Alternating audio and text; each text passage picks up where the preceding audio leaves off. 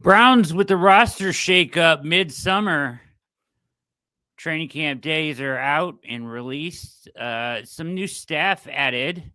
Big news day for the Brownies. And Diontae Johnson speaks out about his 2024 season on a podcast. Now on All Eyes on Cleveland.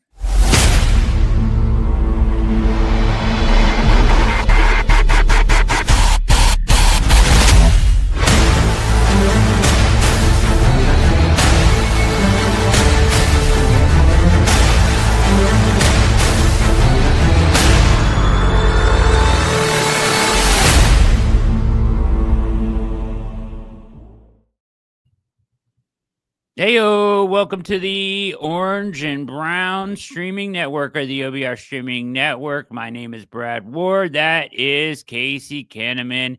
Big Case Dog. This is All Eyes on Cleveland. Hit that like button. See what happens. See if it works. Make sure it's working okay. Just take a minute and just pop that baby. And hit subscribe while you're down there as we push towards 10K, 9,500. Moving on up. Good to see you guys all filing into the chat. Yes, very cool of all of you to be here, and we appreciate you. The greatest chat in all the land, as usual. What's going on, Big Case Dog? What's going on? It feels like it's been like a month, and it's only been a week. What's going on? Just sweating.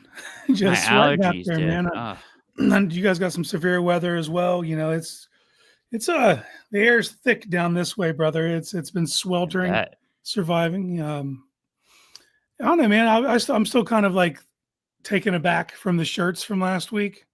Pretty cool moment. Yes, it was. I haven't received any to sign yet, though, so I need to know if those orders are moving. If you're going to send them my way and let me autograph them for you. Spam.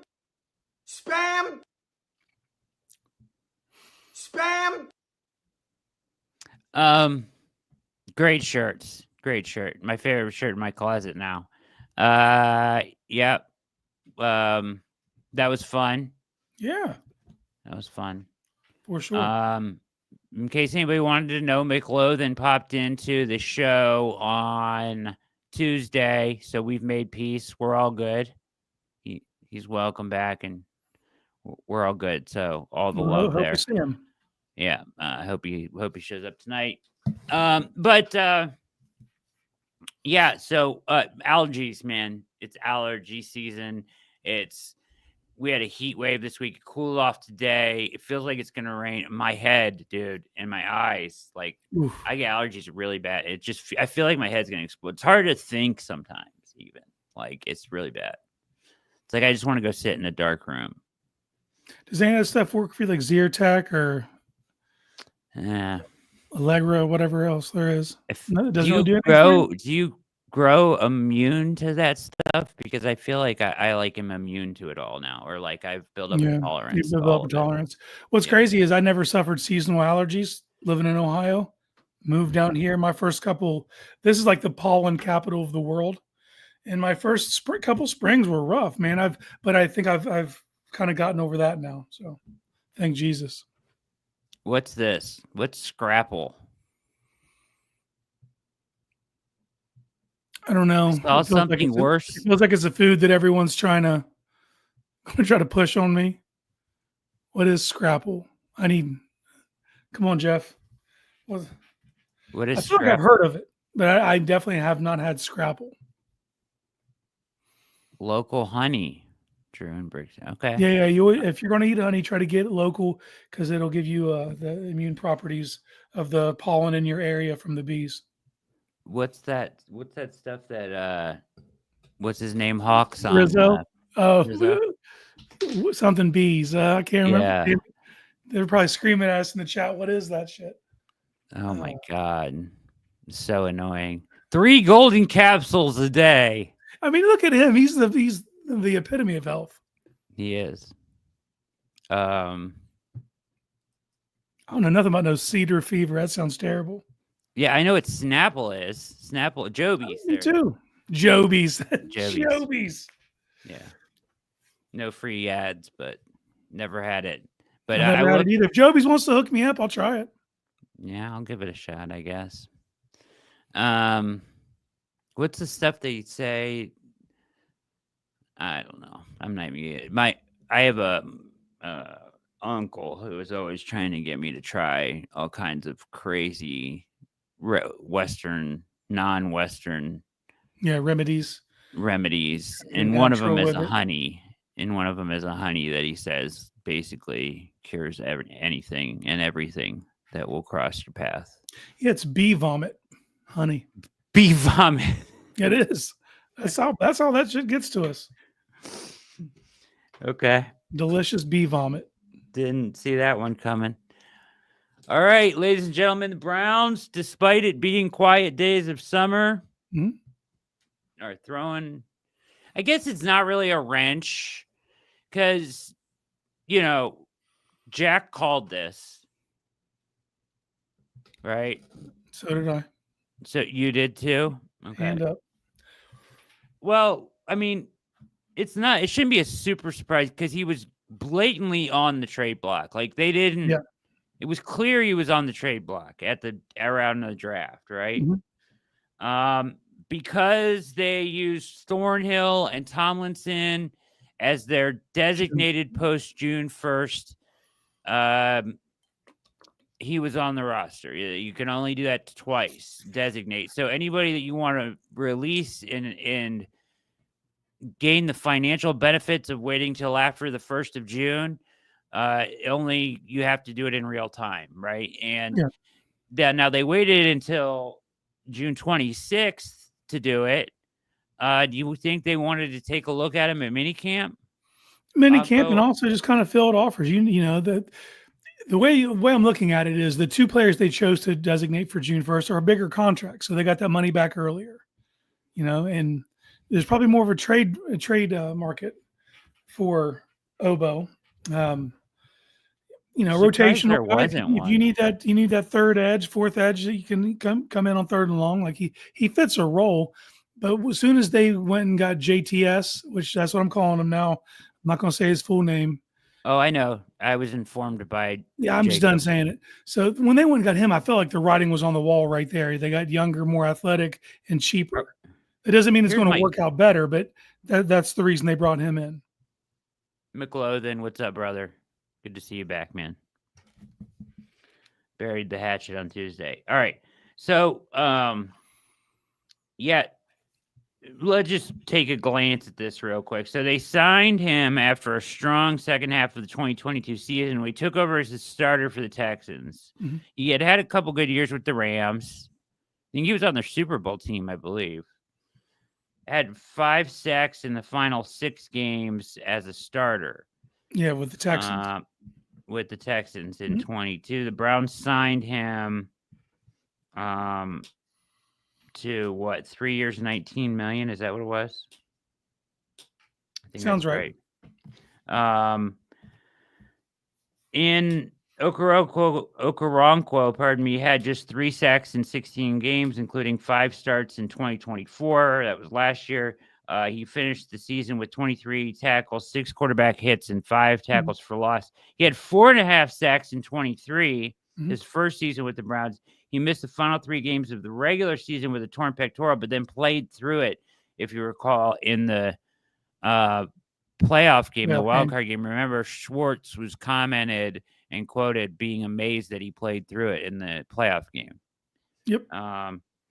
He appeared in 30 games in the past 2 seasons, recorded 52 tackles, 7.5, 1 forced fumble, and 1 fumble recovery. In 6 seasons, Okoronkwo has 17 sacks in his career and 31 tackles for loss. It was the final year of his 3-year contract, $6 million the Browns save. All of it was non-guaranteed, so cutting him now, they save him. My question, Jack has been suggesting this all season that he's been a cut candidate. To replace him on the roster, they brought back the kicker they let go already once this summer. Andre Smite. Smite is 6 foot 200 pounds from Syracuse. Originally signed by the Bears as a UDFA in 2023, spent part of the 24 season on the Browns practice squad and as a member of the St. Louis Battlehawks. they released him and brought him back. They do that with a lot of guys. So my question about Okoronkwo, and I'm not going to bitch and complain because I saw some comments, and I shouldn't read comments, but these were on Spotify. So these were just people that listen to the podcast, right? Back when I was really bitching up a storm about the quarterbacks, right? And they were like, God, Brett is insufferable right now. And this was way back when they just had Pickett, and I thought they were going to sign, what's his name? Wentz. The dark ages. Yeah, the dark ages. And so I really don't want to bitch about it. I just don't really like it. To save $6 million, are they so like it? I don't want to question everything they do, but I just got to be honest. Like, if you go and look at their edge room, and you're going to tell me Myles Garrett, Isaiah McGuire, Alex Wright, and JTS, Joe Tryon Shoyinka is a good enough edge room? Are we sure that Okoronkwo wasn't their third best edge? I feel like they felt that way. I mean, look at the snaps at Alex. Unless you're saying that McGuire is not over him, because they already had faith in Wright last year. Now my problem with Wright is you have to factor in the injuries. Can you count on Wright? If you can count on Wright, I feel good about it. Okay. And I think that they're looking at pieces, and for them, they wanted him. What's he best utilized as? Not starting games. It's going to be that rotational, bringing a fastball in, kind of a different body type. And I think that's how they also view JTS. So yes. I think that they wanted to free up those snaps for him. I guess my question is JTS proven to be any better than him? No, but he's never been in this scheme. He's never been. They're planning on using him a way he's not been utilized as. And I don't always referring to someone like, oh, well, he was a first round. He was overdrafted. He shouldn't have been a first round pick to begin with. Yeah. But you can't lie that his actual measurables and his skill set doesn't lend itself to being a wide 9 guy coming off the edge on 3rd and long. Like, he looks like he's built for that. I guess I have to get my mind around the idea that they are setting up their younger players to take more snaps. Mm-hmm. Like this is kind of part of along the same lines as what they did at safety. Yeah, very much. Right? So. Like you could have gone and gotten a stud star safety, or paid a lot for a safety on a 1-year deal, a veteran, but what good does that do you down the line? Instead, let's find out if Ronnie Hickman can be it. If not, we have KZ and Jenkins there. Mm-hmm. Here, this feels like, okay, yeah, maybe he can do what Shoyinka can do. Maybe I didn't realize he was 30 years old, which I guess that's another factor into this too. And, obviously with no dead money on the deal, you didn't know if he had overperformed last year, maybe there's a different conversation. But they're just trying to get production. And when Schwartz came out and said that, we're a safety heavy team, and you see the stance in my mind, in everyone's mind, it's not just my mind, the engine that drives this is the pass rush. Yeah. And they have definitely bolstered the interior pass rush. Obviously Myles is Myles. They need a big step from either McGuire or Wright or both. And then in that case, then JTS is just an ancillary piece that, we'll kind of get scraps when it's time to. They did do him a solid, James, by releasing him. Now they could have held him all the way till, I think he's due a bonus at the end of August, so they could have held him till the end of August. Yeah, this gives him a better jump start with another team. And if you look at what he was set to make this year, I guarantee you wherever he lands, he's closer to the vet minimum than that. That's true. I mean, I'm sure they wanted to unload him, but nobody's going to try to take on that contract. Yeah. I guess, if you were all in to win this year, and I'm not saying they're not all in to win. I'm just saying that they want they want some of their youth to step up. Hickman, same thought here. McGuire, Wright. You brought in Shoyinka, who's younger than him. Ogbo's 30. I thought he was 26, so this makes more sense that he's 30.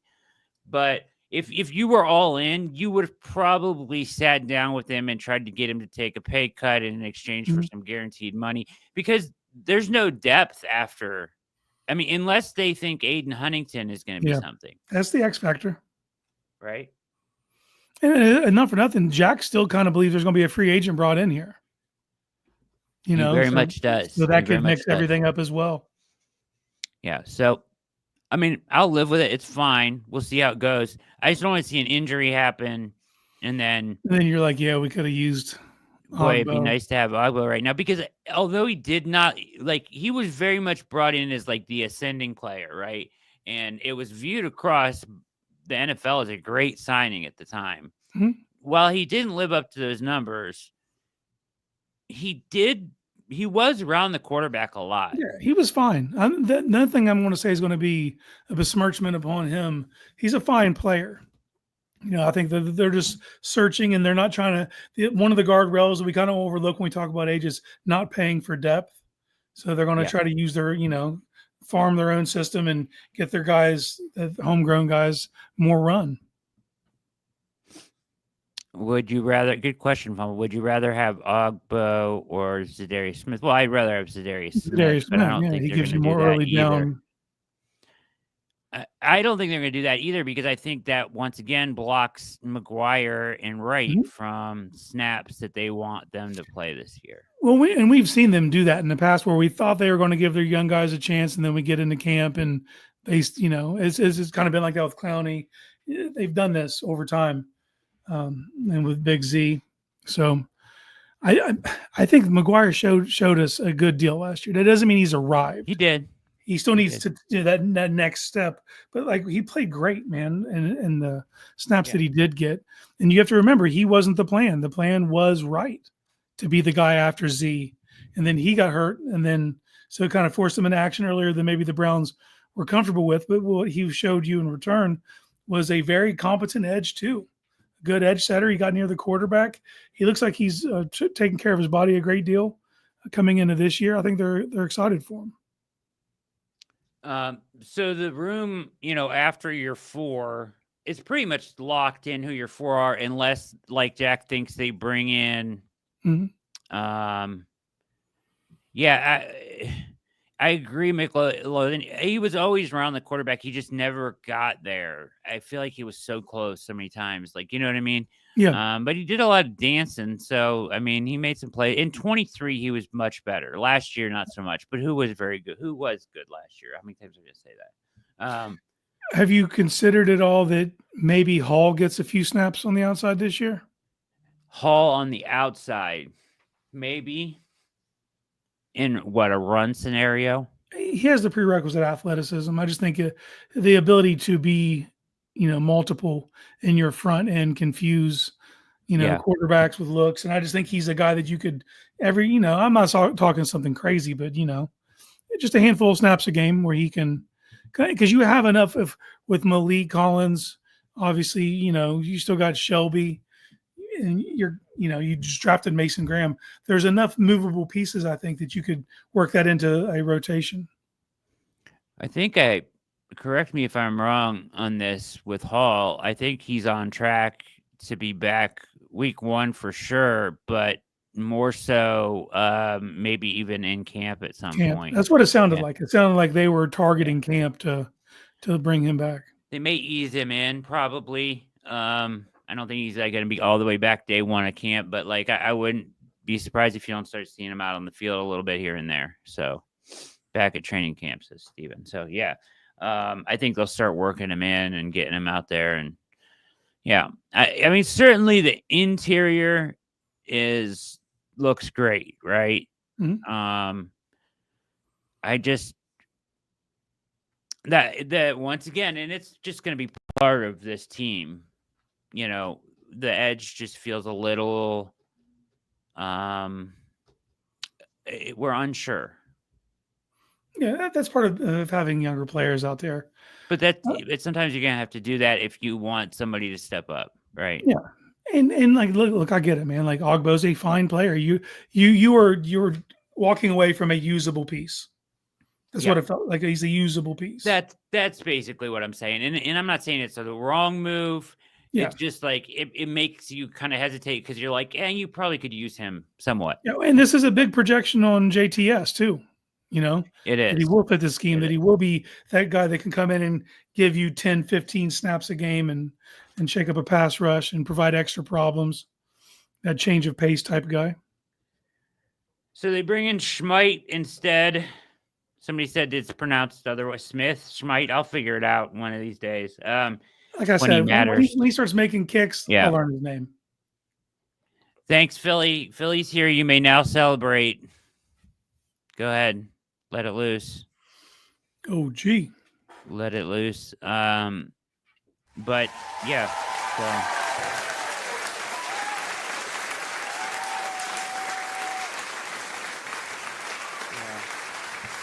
Hope he finds a home, not in the AFC North.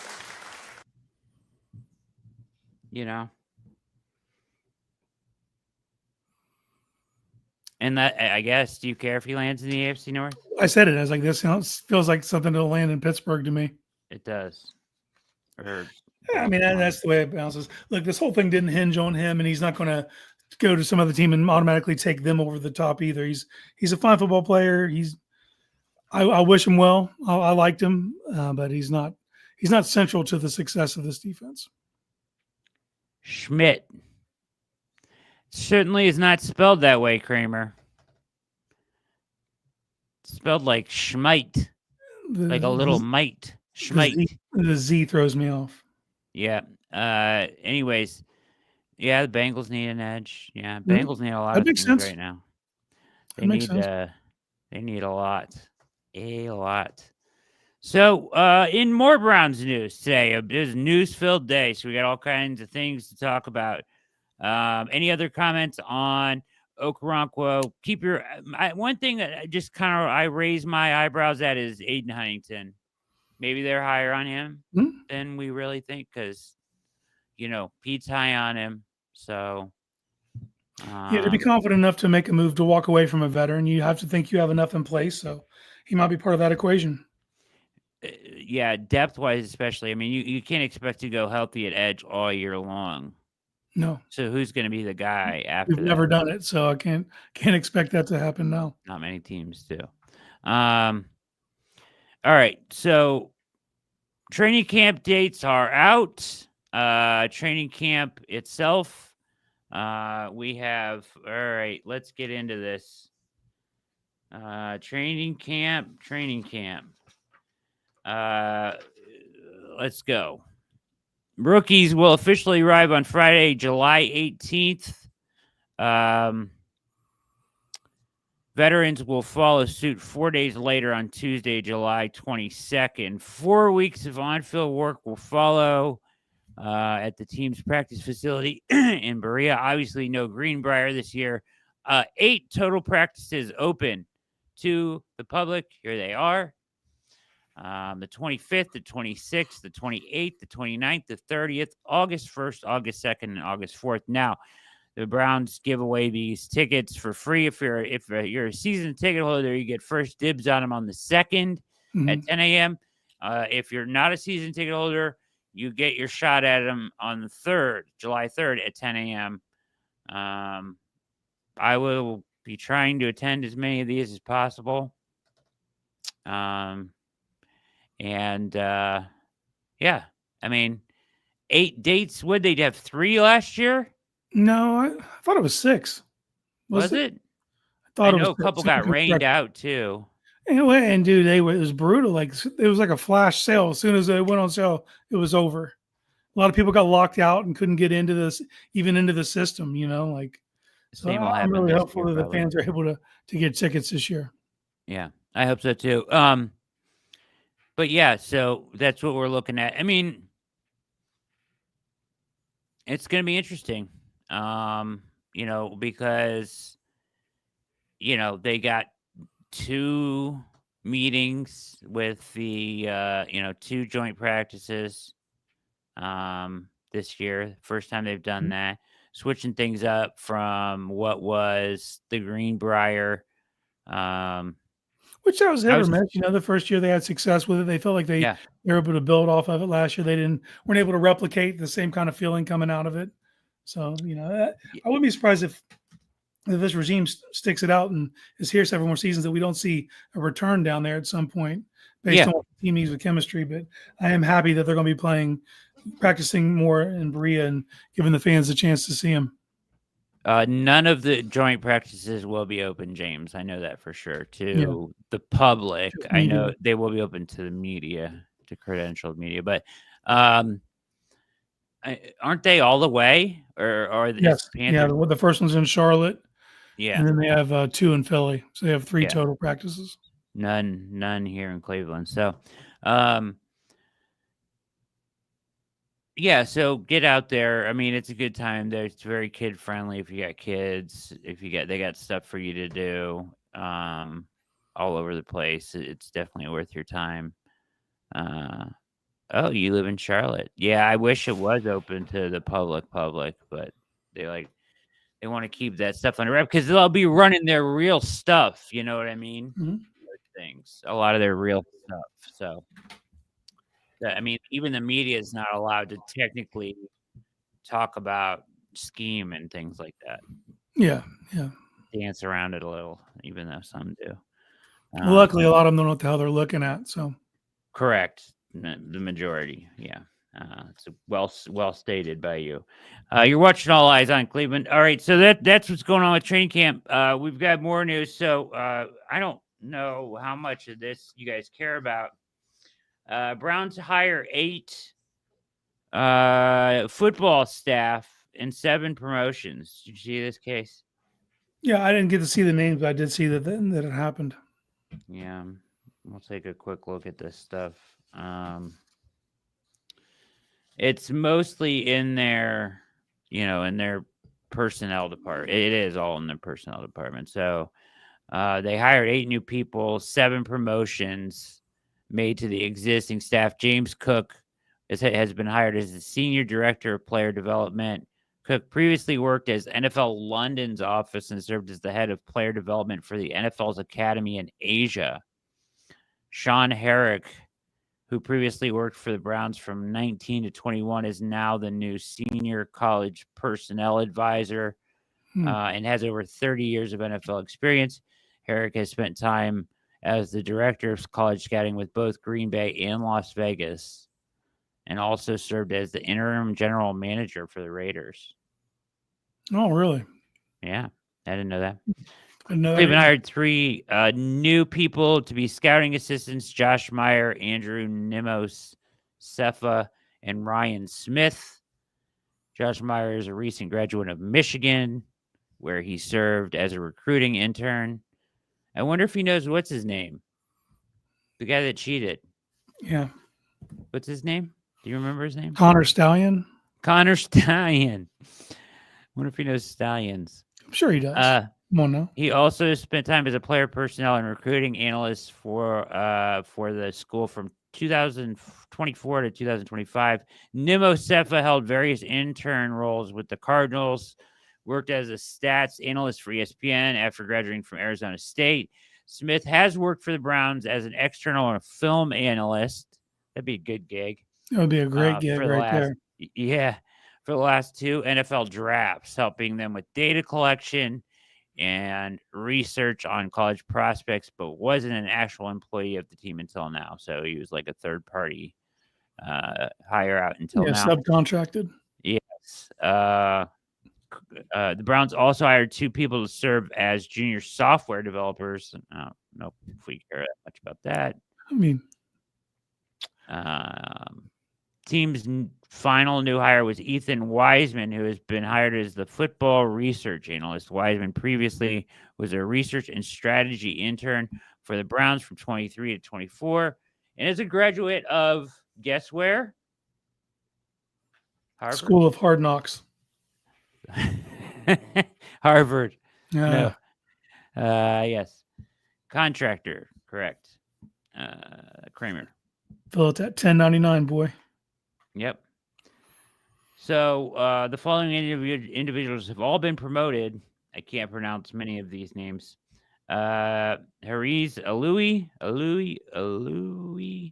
football operations assistant, Adam Al-Kayal, director of player personnel, Matt Donahue, national scout, Tyler Habersky, scout of national football, scout and national football scouting, John Nussman, area scout Midwest, Abby Proton, senior software developer, football information systems, and Jacqueline Roberts, coordinator of coaching logistics. Ooh, I like that title. Coaching logistics. Yeah. Like, that's got it. What do you think that is? Like, challenges and stuff? Timeout usage? Yeah. Clock management. Yeah. I would love that job. So there, yeah. That was a bunch of nothing, but, they're hiring new people. They brought, James Cook, bringing him in. Used to be a, thanks, Jeff. Love you, brother. Thanks for being here.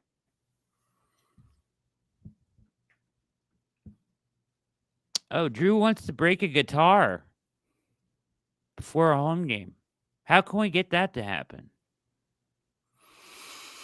I don't know. They should be getting more fan engagement because they just keep running people out. We could do that. And Drew's the guitar guy. It makes the most sense. That does make sense. Yeah. Kramer, I agree. They definitely need to freshen up the end game experience with the music. McLaughlin wants to see some Pantera with them coming out of the. They came out to walk. That'd be too hard, man. I don't know if the world's ready for that. Can they hire another wide receiver? Great question, James. That's question of the night. I think they will. I don't think you can just walk into here. And we're going to talk a lot about Diontae Johnson here in a couple minutes, but the Browns just made so much news today that he got pushed down the list. On the back burner, yeah. Yeah. So the stadium stuff, did you see all this? In the middle of the night. They got the green light? In the middle of the night, under the shield of darkness, they got it done. This was inevitable, right? Like what? It was inevitable, but it's just funny that all this was pushback. And then in the middle of the night, okay, you're good. Yeah, it included a 674-page conference committee report unveiled around 1:30 a.m. on Wednesday. That's when all the major news breaks, Brad. I don't know what you're talking about. That's when it all goes down, right? 1:30. It's been passed. It's been pushed through. It sounds like the state's going to pay half. They're going to stay. We knew it was all going to happen. That it's just, couple things. The city has had all this stuff to say and push back, and but they have no plan and they have no timeline. They've presented nothing that is workable. No. The whole time. They've had this whole time. Before the land was purchased, Jimmy was just trying to get it accessible down there, and they wouldn't even mess with that. They're like, how about you build a land bridge, something? We have to be able to get in and out of this place, and they wanted nothing to do with it. And the land bridge was all they had. I mean, but if you want to keep it here, you've got to have a plan. And I heard Rizzo make this point just scrolling through Twitter. Jimmy's 77 years old. He can't wait 10 years for you to build him a stadium on the riverfront, bruh. Yeah, true. I didn't know old Gemma was that old. Anyways, yeah, at 1:30 in the morning under the while we were all sleeping, well, some of us, the Modell law, named for the infamous ex-owner who moved a previous iteration of the team to Baltimore in the 90s, blocks professional sports teams from leaving taxpayer-supported stadiums, unless city officials okay the move or team owners give. Like we said from the beginning, in good faith, this is not why the law was created. No, it was prevent you from actually leaving the region. Yes. The new budget language approved by the legislator in the middle of the night on Wednesday would only impose such limitations on pro sports teams that are aiming to leave not just the city, but the actual state. Yeah. In addition, under the new budget revisions, the Browns' lease at Huntington Bank Field expires in the 2028 season. The expiration of the lease by itself would be deemed to meet the state law's requirements that city officials give permission to the team to relocate. John PJB, Peter John Baptiste, as we now call him, as now that we're going all initials around here. Old PJB, spokesman for the Haslam Sports Group for the HSG, which owns the Browns, said in the statement that the lawmakers' proposed change to the Modell law confirms that the law is intended only to prevent teams from breaking a lease or leaving the state. Browns are doing neither of those things, he continued. The team is staying right here in Cuyahoga County, less than a mile from the city line, and the HSG will honor every commitment of the Browns' current lease. HSG will always maintain its commitment to NEO. That's Northeast Ohio. We're going all. You are all in his bed, aren't you? That's hilarious. That's summertime football. We're going all abbreviations. You guys figure out what we're talking about. Bottom line is, I'm pumped to go to a game in December and not have to like wear 7 layers and have hot hands and all the nonsense, man. It's 2025. Let's go. Yeah, let's do it, man. Let's get inside.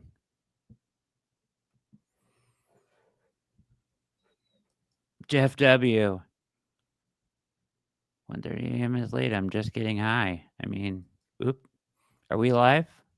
Did I say that on the air? If I'm still alive, I want to go to the Dome, says Jeff Tucker. Yeah, me too. BW and KSK bringing it to the OBR AEOC. Love it, Drew. Yeah. He gets it. He's in on it. KSK, I think the S is for. I don't talk about it. I know what the S is for. I think the S stands for spam. And you. Spam. I listened to a podcast, Ridiculous History, and it was the origins of spam. You actually listened to it? Yeah, it was on. It came on. It was a classic episode, Ridiculous History. It's on. You can get it on Apple or Spotify. It's great. It was good. Yeah, it's a great podcast. I love Ridiculous History. Of spam? They have so many flavors now. Yeah, I was in Aldi and I had to pick up some like coconut oil and stuff. And then I was going they have like a specialty aisle of stuff that's sometimes it's going to be here, it's not going to be here. It's like going quick. And there was bacon flavored spam in that aisle. Ugh. Which if I was going to pick, look, if you're going to eat spam, I would rather it be flavored like bacon. In retrospect, I wish I would have fried it in bacon grease. Facts, yeah. I get that. I mean, I didn't taste it or anything. I don't know. When my wife found out, she was like, thank God, I don't know if he would have made it. Pretty picky eater. So don't go to Hawaii. Everyone won't be quiet about it. It's a delicacy over there. I would love to go to Hawaii. All right. We got lots more to talk about here on All Eyes on Cleveland. So, also, we were talking about wide receivers. We talk about wide receivers a lot on here, but for good reason. Mm-hmm. But Deontae Johnson went on a podcast. And a bunch of quotes have been extracted from this podcast. And I said, enough is enough. I don't care how long it is, how boring it is. And it was boring. I'm going to watch it, all of it. The whole, whatever, many minutes it was. It was long. It was like, it was longer. It was shorter than our shows. Our shows are long, but, Tight 2 hours, Brad. Tight 2 hours. It was long, and, who the hell, there's 22 subscribers to this podcast. He went on. It's called Sports and Suits.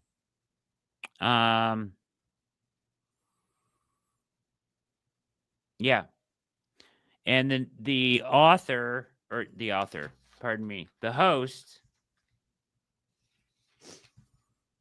is, do you know Steven Garcia? He played college ball or something. There was Steven Garcia played quarterback at South Carolina. I believe that's who it is. Okay. I was unaware he had a podcast. Yeah, is how many years? He's older though, right? Yep, this is him right here. Yeah, not too old. So he's younger than me, so I can't be like. This is him right here. Yeah, Steven Garcia. He played for Spurrier, I believe. Yes. Yep. He talks about it in the podcast. Yep. Yep. That's him. So he's the host. 22 subs. So he must have just started this thing, right? So, anyways, Dirty Sanchez. No, not Dirty Sanchez. Tucker. It was his name. Yeah. All right. So I took notes because you got Mary Kay saying that he was humbled. There's that quote out there about Deontae Johnson said Pickett's going to start day one. That is by far the worst one taken out of context. But he does talk about all of last year and everything that went wrong, right? Now, this I pulled from Athlon Sports. Now, you got to be careful when you're reading their stuff, for sure, right? So, we're not sure what to do with this is how this reads. We're not sure what to do with Deontae Johnson. Should he get credit for honesty? Misspelled honestly. Should he get laughs for being a knucklehead, or should he be questioned as to whether he's really suited to play in the NFL? Last November, in chilly conditions in Baltimore, as the Ravens prepped for their mid-afternoon Week 13 bout with the Philadelphia Eagles at M&T Bank Stadium, Diontae opted to back out when he was called on by coaches to enter the game. Johnson declined, and an ugly end to his brief Ravens career came shortly thereafter. Diontae, what in the world were you thinking? Quote, "It was cold," Johnson said when recently appeared on the Comeback podcast. That's not the one I watched. I don't know. So I'm on the sideline. I'm standing there, just going over to, this is it, going over the heater back and forth, just waiting to hear my name called, Johnson said. So the end of the third, going into the fourth, they're like, "Tay, we need you." I'm like, nah. To me, I'm thinking,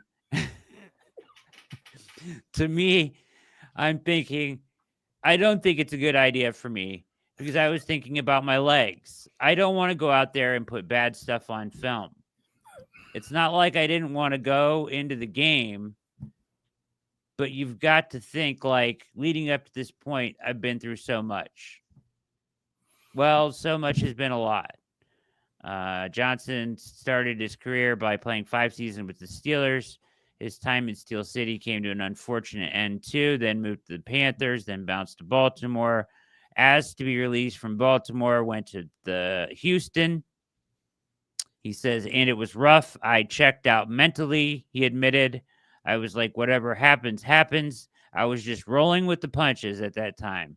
So I told them I wasn't going in. I was like, I understand what you're saying, but I'm not going to go in. So I just sat on the bench, and that's when they suspended me. I already knew if I went back, I was going to be in the doghouse even more, Johnson said. So I just asked to be released, and I got picked up by Houston. Johnson then appeared in one game for the Texans at the end of the lost season before getting waived. And now the 6-year receiver and one-time Pro Bowler joined the Cleveland Browns this offseason on a 1-year free agency contract. Does Johnson understand that it's about to get cold in Cleveland too? I'm not even trying to think about that yet, he replied. Okay. Garbage. Nonsense, right? Like, okay. That's not how the conversation it really went. He was actually very candid. He admitted that he was just a mess last year, like mentally. Like it screwed him up with the end of it time at Pittsburgh. First about the mini camp thing. So they are about the quarterback thing. So they asked him about who do you think is going to start at quarterback? And he was like, and he kind of waffled back and forth for a little bit. And he was like, I think they're going to roll with Kenny Pickett at least through the preseason. That was the exact quote. They didn't say anything about which the is meaningless. Which is meaningless. Meaningless. So you can throw that out the way. So, and then some producer guy said something about Joe Flacco, and he's like, yeah, then probably Joe Flacco. He was like, agreed with him, but whatever. When asked about the rookies, they asked him about Shedeur. He said that he supported Shedeur through all of his stuff going on with the draft process. He feels like he was misunderstood. He was just being himself. Have you met the rookies? No, he hasn't even met them yet, but said that anyways. And he was like, they both can spin it though. And they were talking about Shedeur. And he was like, yeah, don't forget about Dylan too. He can spin it too. So it was cool that he said that, I thought. The guy kept trying to ask him about the political side of the NFL, like pushing, and he was just like, basically, I need to change my attitude. He said, that the whole thing last year humbled him. He didn't mean to come off the way that he did. But he was just being himself. He realizes that he can't do that. He realizes that the Browns are the only team that called him this offseason. He doesn't come across as an idiot, like when you're talking to him. He's not real braggadocious or anything. He's quiet, calm, not kind of well-spoken. It's like, I wonder if I'm not saying like he's the greatest guy in the world. I'm just saying I wonder if he just had a really bad year that spiraled out of control. The whole not going on the field thing, he even admits was stupid. Yeah. You know what I mean? And he talked about it. He was like, it was stupid. He was like, but I was thinking my legs are freezing. I've been sitting here all game long. You know what I mean? Trying to stay warm to go in. They want to put me in the fourth quarter of this game. And he was like, I'm not doing it. I'm going to look terrible. I could get hurt. He said that's what was going through his mind at the time. He said he realized that in retrospect, he had already checked out mentally, he says. Same thing when he got to Houston. He talked about when he got to Houston that he thought they were talking to him. This is what I'm paraphrasing. Thank you. Paraphrasing what he said. When he got to Houston, they were talking to him like he was going to be a big part of the offense right away. Didn't they have a bunch of injuries in their wide receiver room last year? Yeah. Yeah. So they probably looked at him as the Tank Dell replacement. Correct.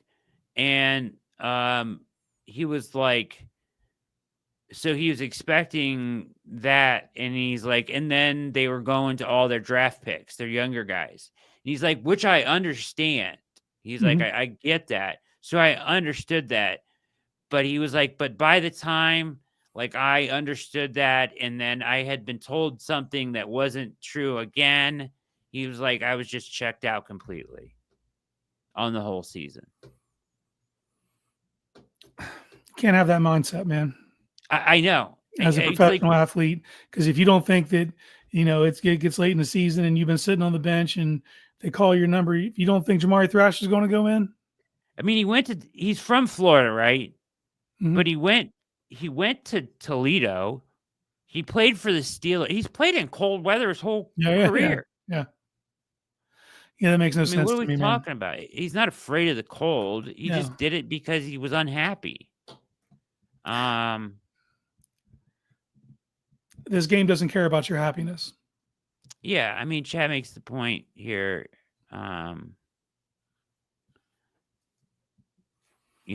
Is he playing for the win, the team, the now, or future tape? Apparently, he was playing for future tape.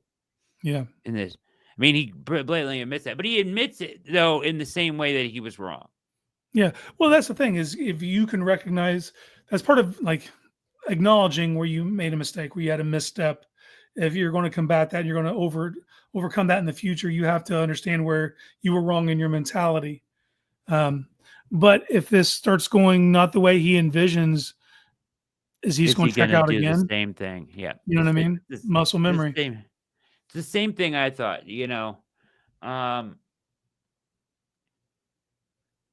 I would like to say no, because he acknowledges it and he realizes this was the only team, and they signed a 1-year deal that has no guaranteed money in it at the vet men.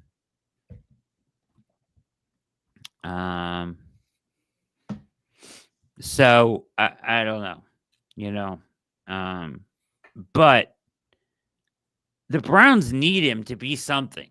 They do. It's weird because I can't allow myself to get excited about him. I can't either, but they badly need him to be they need to embrace him and bring him in and give him a chance to really carve out a role for himself. I think they're trying to. Well, the impotence is on him to force that issue. Yeah, but there's a way to go. Go be undeniable every time you're on the field. Be a hard worker. Be the, anytime you get water, you be the first to get water. Like, you got to win stuff. Treat everything like a competition, man. Like, there is opportunity here. That's the bright spot, because he did get called by one team. Well, and that one team happens to have opportunity for him. He has to seize that, though. They don't need to be handing it to him. He needs to go take it. Yeah. Thanks, Jeff. Yeah, hit that like button if you haven't already. Something crazy might happen. I don't know. YouTube's been screwing around to find out what happens if you hit it. Just for fun. Yeah, everybody try it once. Just see it. It might do something. I don't know. Let me know. Yeah, it's a prove it year, right? It's exactly McClellan. He's got to prove it. He's got to prove. And unfortunately, he has to prove it early. He's got to prove it right away. And unfortunately, he has to not only prove it early and often, but he also has to prove it enough. The baggage. That baggage doesn't go away. It's with him. When the coach looks at him, they don't just see a wide receiver. They see a wide receiver with a bunch of question marks around, when is he going to go off the deep end again? Or when is he going to check out? When's he going to quit on this team? When's he not going to have his brothers back? I agree, Philly. This is what I'm hoping, right? Is he at the point where he has to behave? Probably his last chance. Yeah, because they were joking around on the show. He was the guy, what's his name? The quarterback? Steven Garcia. The host. Garcia was like, oh, so do you have a team? When I say embrace him, they should have. I mean, yes, he has to earn it just like everybody else. But you don't. I mean, part of why Jerry Jeudy loves it in Cleveland and excelled in Cleveland is because he felt wanted here. Yeah. Right? You should do that with every player. You don't just say, oh, screw you. You have a bad history. We're going to treat you like shit. You got to earn it. No, you treat everybody. I mean, people respond. Part of being a coach and a good leader is understanding what people respond to. And not everybody's wired the same. Yes. That's facts. So when I say embrace him, I don't mean like take it easy on him. He certainly has to earn it. I mean, like, some guys, you give them some ownership over something, right? Or a little responsibility, or you know what I mean? And they will take it and run with it. But I think if you show him that there's like a path to what you were once in this league, then he might go try to seize it. Yeah. Well, he has to see that because he's played at a very high level and he's seeing the practices. He's seeing this competition. He has to realize there's opportunity. Yes. Yeah. He can separate. He could be an absolute weapon. When you can't have enough of those dudes who just naturally create separation. Yeah. You know, and Judy does it. He does it. Like it's what they need. Yeah. He's very, him and Judy would be a great combination in that way. I mean, effectively, if you could get him, because they were talking you can start to move your alignments around. You can really start to confuse the defense when you got guys who can win in that way and win early, and make it. Just give your quarterback easy completions for the love of God. You know, 4-yard handoffs, and these guys have the opportunity where they can break tackles. And Diontae Johnson's been a problem. He's been a problem for us. He was a problem for many teams. For everybody. He needs to get back to that. Yeah, he Garcia was talking about, you know, when he was younger, when people would watch him work out, or I guess Garcia has known him for a long time. They've been longtime friends, right? So they work out together sometimes, right? Like he'll come throw to him or whatever, right? And they were just talking about, he was talking about, he was in front of a bunch of college, high school coaches. They were just working out at his house one day or whatever. And they were just talking about how amazing it is to watch him up close, how quickly he comes out of his breaks. It's like, just like staggering. Like very something like athlete. Coaches are like, whoa, like, holy crap. You know what I mean? So you hope there's something there. Once again, it's a big question mark. It's a flyer. It's a prove it deal. It was interesting to listen to. I would advise you to go listen to it if you're interested in Deontae Johnson, because I came away from it more hopeful than I was before. Okay, well, that's good. That's right. And like I said, I just can't allow myself to get excited yet because, like, you got to get me to week 3 of the preseason and show me that you have a pulse, and then maybe I'll get more excited about him. But my question is Steven Garcia funny in a podcast setting? I did not find him funny. Okay. In real life, he's a funny guy. He thinks he's funny. And in real life, he is. Like, I know people that interact with him down at Gamecock games. He is a bourbon aficionado. Yeah. I know that about Garcia.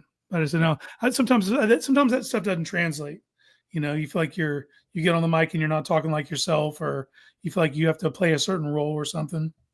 The relationship that he had with Deontae lent itself to a very good interview because he knew him, and Deontae was very comfortable from the start. You could tell fluid conversation. They were friends. It was like they were just talking, which I don't think you could have put him in another. You know, you just put like Joe Schmo interviewer up there with him, doesn't know him well, and he asked him about those same things. Yeah, he's not going to be talking about quitting, and it's not as candid. He was candid because it's his friend, right? But it was funny when they were talking about the money. He was like, "So what did you sign a deal, and what the Browns have an option next year?" He was like, "No, man, I signed a 1-year deal, no guarantees." And he's like, "Hey, that's a good thing. Money season next year." So. Hey man, produce then, brother. If that's what ball out and all that's you true. Tick, if that was what makes you tick, then that's great. What is Chef right about? Chef, good to see you here, brother. Thrash was good in rookie and mandatory camp, but it's hard to say that. Shador's reps in those camps didn't matter, and Thrash's did. Well, nobody ever said his reps didn't matter. We're just saying that you shouldn't. Statistically, they don't matter. They certainly matter. Yeah, it's work. It's putting in work. So, it's how much weight do you assign to that? Yeah, I mean, I think that when they get back to camp. So I was thinking about this. I'm glad you brought that up. I talked about this on Things I Think I Know. And let me tell you, you tell me what you think. When they get to training camp, do you think it'll be like, so we talked about on, I'll preface this a little bit more. You're watching All Eyes on Cleveland. Hit the like button. See if something crazy happens. It might. I don't know. Try it out. It's interesting. And make sure you're subscribed. And if you're not, and if you're watching and you like the show, subscribe. We got shows every night of the week. We'll have you covered all the way up and through the season. We're going to have we decided this week we're going to have a pre-training camp show. We'll get everybody on here. People like it when we do that, but whatever. This is All Eyes on Cleveland. That's Casey Kinnamon next to me. He's fantastic. Follow him. I'm Brad Ward. I'm just okay. And this is the show. But yeah, if you're first time watching and this, so I hope you guys are enjoying it. Tell a friend. Just tell a friend. Go watch the OBR and hit the like button. Just take their phone and subscribe for them. Do it. And hit the bell and the notifications. That way they'll get notifications. They'll see it. They'll love you. They'll thank you for it later. Go up and hit on a chick and ask for her phone number. And then when she gives you her phone number to ask to put your phone number in, don't worry about that. Just go to her YouTube page and hit subscribe on the OBR. Bam. Done your work for the night. Wife won't even be mad. Nothing. Nope. Cares. For the love of the game. For the love of the game. All right. Anyways, what was I saying? Oh, it was, what's his name? Charles Robinson and the other woman that had the articles about how Dylan was so far ahead up here from Shador, from his experience, and that's why he was getting more reps with the ones, and that he's just further along in the offense and the verbiage and the language and all of that because he played in 3 big-time systems and all that stuff. And he picked all those up rather quickly in those scenarios. So it's plausible. So how true it is. Yeah, I don't know how true it is either, but that's what they were saying, right? Two sources. He was talking about this and why that makes sense on 2 Tuesdays ago on the React. And I was kind of like, okay, I guess that's fine. My question is, does it matter? Does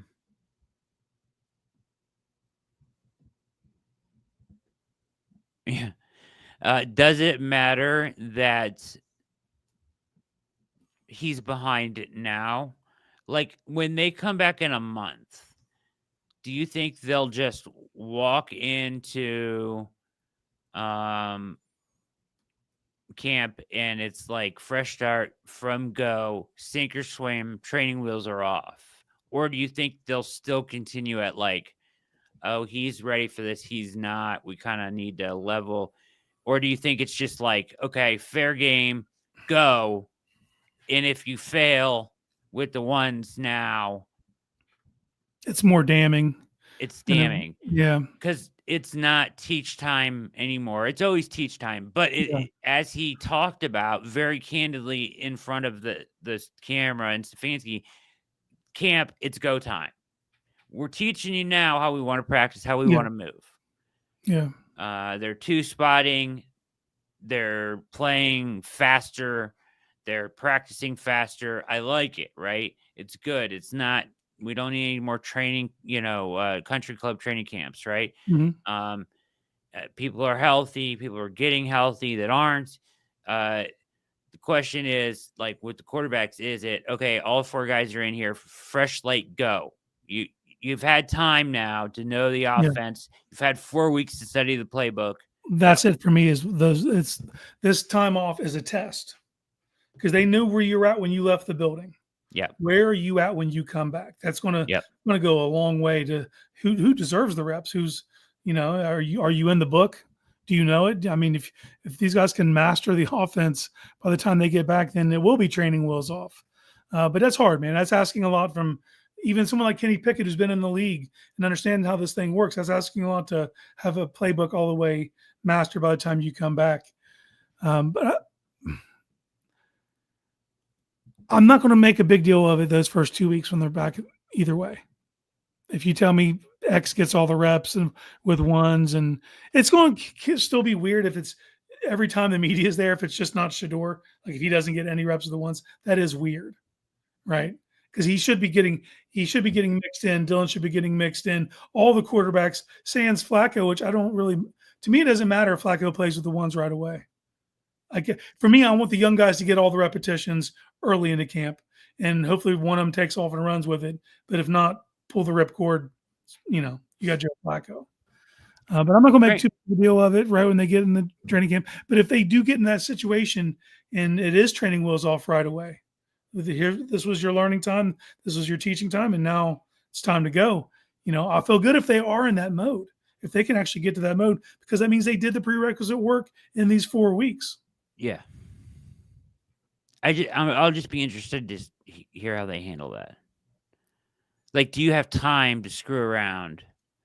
I don't know that you do have time to screw around anymore with like, okay, we're gonna bring you along. Like, if you truly, because there's all these people out there saying that a rookie will start, and then there's all these other people out there nationally that saying that it's Kenny Pickett is going to start. And if Kenny Pickett starts for this team, I'm going to freaking lose my mind. I mean, I'll root for him as hard as I can, but that's just so hard for me to believe that that's going to be the truth. Because he's not good. I mean, the proof is in the tape. He's not very good. No, do you ask me right now for who I'm putting my money on start week 1? It's going to be Joe Flacco. That's what I've been saying. That's my mentality. Yeah. I just believe he gives you a very high floor right away. But I'm not going to rule myself out to like a Dak Prescott situation. And, if that's great, that's the best case scenario. But I'm not banking on it, but it'd be wonderful to see.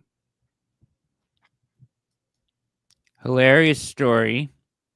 In my hometown, a body shop had a DeLorean they used to rent out on weekends to high school kids. I think every kid in my high school has rented it at one point or another. Wow. 1.21 gigawatts. There's a DeLorean down here. You'll see it on the roads. Really? I have a picture of it. I'll send it to you. What'd you say about roads? Where we're going, we don't need roads. When this baby hits 88 miles per hour, you're going to see some serious shit. 1.21. It's like a hotel bed. It's 1.21 gigawatts. The flux capacitor. Charlie Chuck says, I think it might be baby hands. Look, if it's whoever gives them the best chance to win, but they have to be honest with themselves about that. They, you know what I mean? Like their jobs are on the line. There's a lot of veterans here who they can't be wasting time. So if he starts, man, you better be serious about him giving your team the best chance. He's not going to start. I don't see there's any way that he can start. For me, actually, I think it's less likely that he starts than a rookie. Personally. Yeah. He's not good. We know he's not good. Philadelphia gave him away for DTR in a 5th round pick. I mean, if he did anything that they were like, wow, we could really use him as a backup. No, they passed and they like their 3rd string quarterback better. What's his name? Damn it. I almost said Mike Kafka, but that's not. He's a coach for them now. Come on, chat. Someone's got this. I had it last time. It's already left my brain. McKee. Yes. Tanner McKee.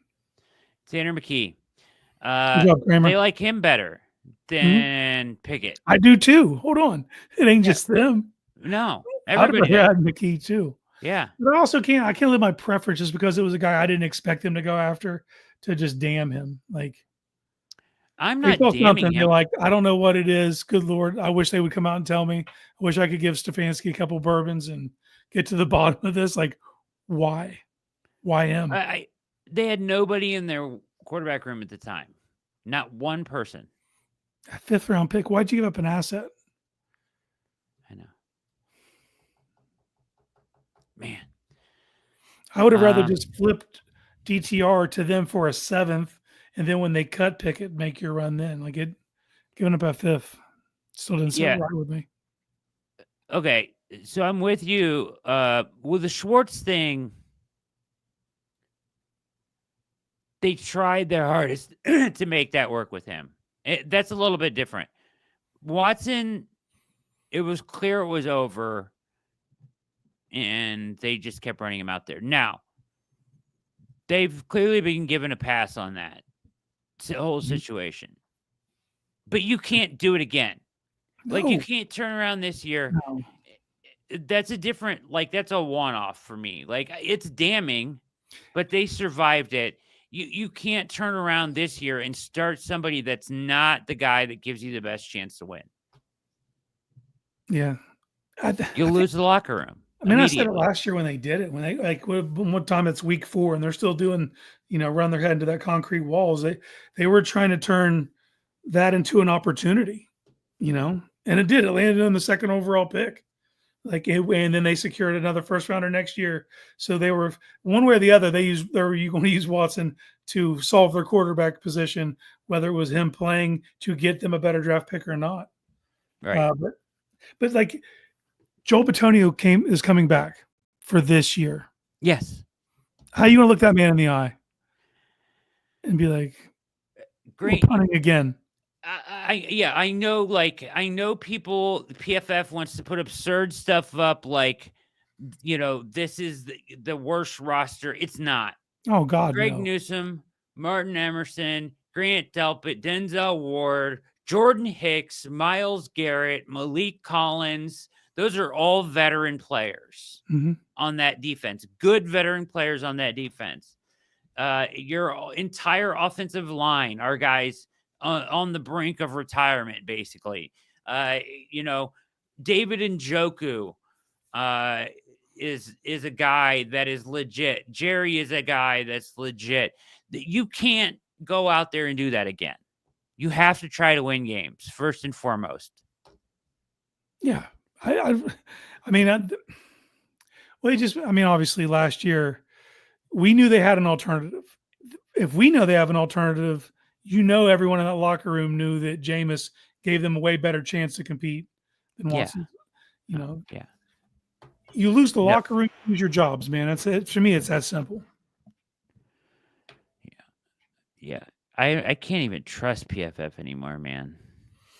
It's position dependent for me. Certain positions I do, but certain positions I'm not even looking for their takes. I'm just looking for their numbers, like alignments and snap counts. And that's it for me. Yeah. I'm not looking for their grades anymore. Yeah. Only thing that bothers me about this regime is they don't admit their mistakes fast enough. It's true. Yeah. If their pick, it might be the next example of this. It's a fair point, Charlie Chuck, as always. I guess my counter would be, did they really think that when they brought Pickett in, he was going to be like, did they label him, oh, this is the answer? I don't think they did. I think they thought this is the first move of assembling a quarterback room. I think they thought that this gives us a floor to operate off of. Sure. Doesn't give them a ceiling, but it gives them a base level that they have competent quarterback play at the bottom of their roster. Now, in my mind, it was going to be 3rd string. In my mind, when they did it, it's like, okay, you got your 3rd string taken care of. No. Build up. Yeah. And they kind of have, the rookies give you good swings at it, but like I think that Flacco changes that. Like, you brought in Flacco in the same offseason. So does that necessarily mean that is that admitting a fault by not playing him? I don't know if it is. Yeah. That's the only part I would question about that, Charlie Chuck. Like, I don't know.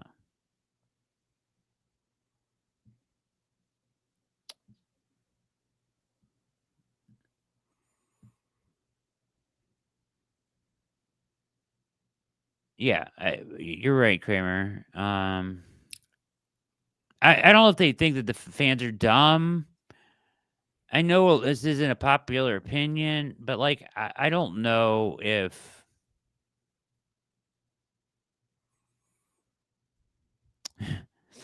I don't know if Stefanski completely was holding all of the control at that point. In retrospect. Yeah, that was my claim the whole time. I know. but like, this is who they are. Like, what do? Like, as far as the way they treat the fans, they treat us like mushrooms. They keep us in the dark and they just feed us shit. Like, that's been like the way it's been going. But you guys in this chat are smart football fans. You see what's happening. Yeah. Not everybody does, bro. I have a lot of conversations with people who just are the topical people who just only see ESPN and that's their frame of reference. And that, unfortunately, that is the majority of fans. Yeah. There are smart fans in every fan base. The Browns definitely have a strong contingent of smart fans, but a lot of them will take the bullshit. Well, they just do. I think with the Watson thing, you're right. And I don't fault an NFL organization for not being forthcoming with their fans. They don't owe us that. I don't think. It doesn't help them be more competitive. It doesn't. So, but in this case, the Watson case, it was gaslighting and almost, I would say that in that instance, because of everything around it, and because it was clearly a lie, week after week, as you went from 1-1 to 1-8. You just over and over and over again the same thing. Like, we're not dumb. And to Casey's point, you guys are smart. The majority of the people out there. It's a great point.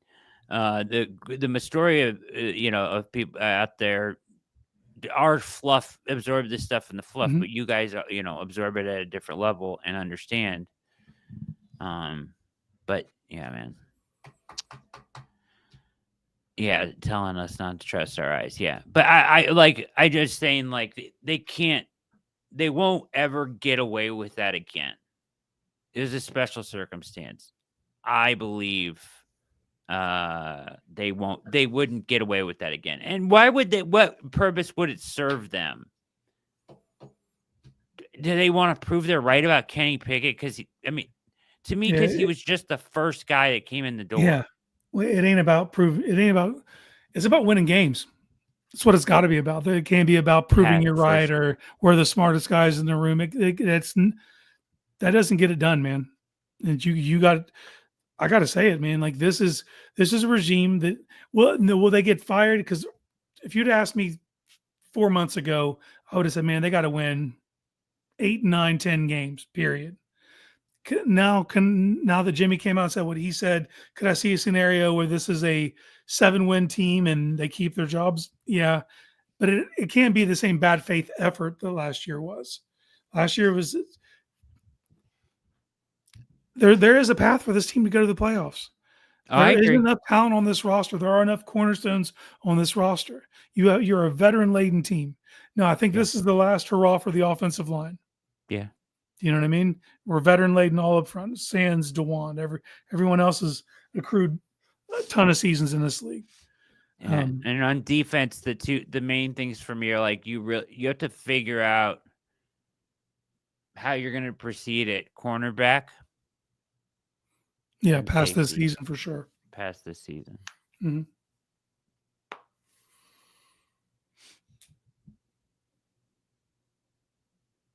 But I got to be honest, for a team that only won 3 games, there should be more questions than there are.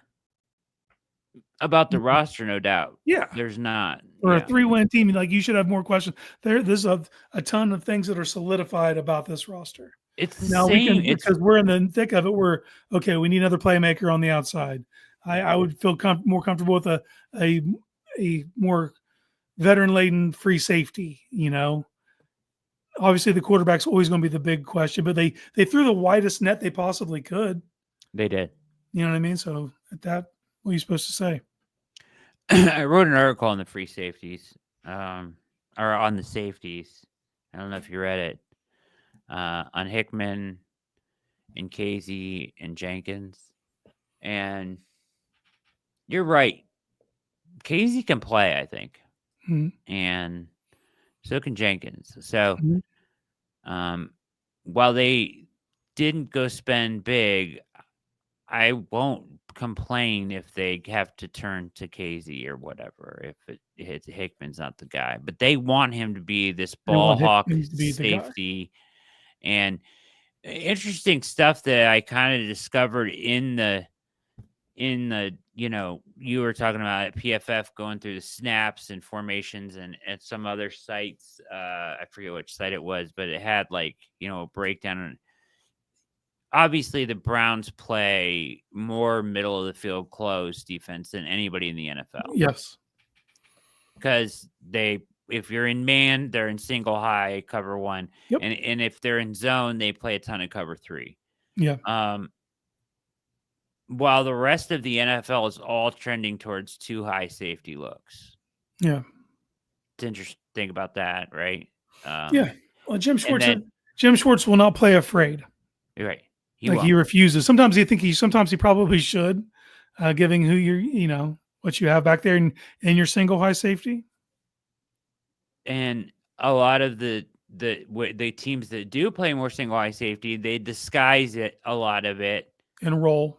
Yeah. Which safety is up, which safety is back, and they have guys that can do both and things like that. The Browns' safety disguise percentage last year, 11%, dead a second, 31st in the NFL. Yeah. Which it naturally, because when you're in man, right? You're not going to be able to do that as much. But you would like to see more of that. More disguise. Same thing with motion. Yeah. Yeah. On offense. Yeah, it's pretty much just to line them up. We're going to be better than you approach, and teams are too smart to get away with it. And the Browns, look, if any team's suited in the NFL to play that style of defense, it is the Browns, as far as the cover corners that they do have, the ability to get after quarterbacks. Now, it didn't come together last year, but they took that same approach in 23, and they were highly successful with it. They just weren't able to replicate that. But for me, that does come down to your single high safety. You're giving a ton of responsibility to that man when he's back there by himself. You are. And they do different things with him too. So you're going to, when they blitz, you're asking him to come up and play coverage and replace. Mm-hmm. They also use him as they'll run him, they'll go cover 0, and they'll bring him up to play short crossers and stuff in the slot as well. It's kind of like a robber, but I don't know. There was a lot there schematically, that the Browns don't try to disguise a ton on defense. It's just this is who we are. I mean, how much did we spend on the word curveball last year? How much time did we spend on that change up pitch? Schwartz was. And I have a question about Schwartz. And this is in good faith. Do you think if you asked Schwartz a baseball question, he would answer with a football analogy? No. Because he answers every football question with a baseball analogy. I don't think it works. I want someone to flip it and ask him a baseball question and see if he equates it to football. I don't think that's a one that you can do in reverse. Do you think he would? You think he would? He answers every football question. He'll answer with a baseball analogy. I'd like to see someone try to flip it on him and ask him a baseball question and see if he goes the other way with it. Think of a good. Ask me a football question and see if I can come up with, or a baseball question. See if I can come up with a football analogy for it. Okay. So how do you view your rotational pass rusher? How do you view, JTS? You're supposed to ask me a baseball question. Oh, damn it. See, I already messed up the assignment. How am I supposed to expect this from someone else? I don't watch baseball. There's going to be a huge gap right there. Ask me about my pitching rotation. Hey, Coach, how's your pitching rotation coming? Well, strong front end. Got some young guys on the back end. We'll just need them to eat up some innings. Kind of reminds me of in football. When you got some injuries and some things going on your defensive front, and you got to call on some youngsters off the practice squad just to eat up some snaps, just to get in their big bodies and take up some space on early downs so you can get your premier players on the field on the key downs, on the money downs.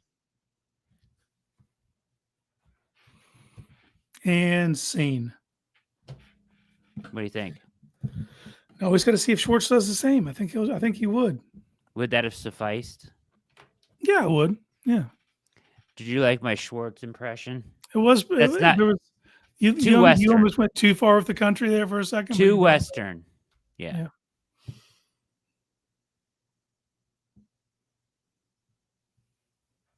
We got a heck of a food conversation going on in the chat.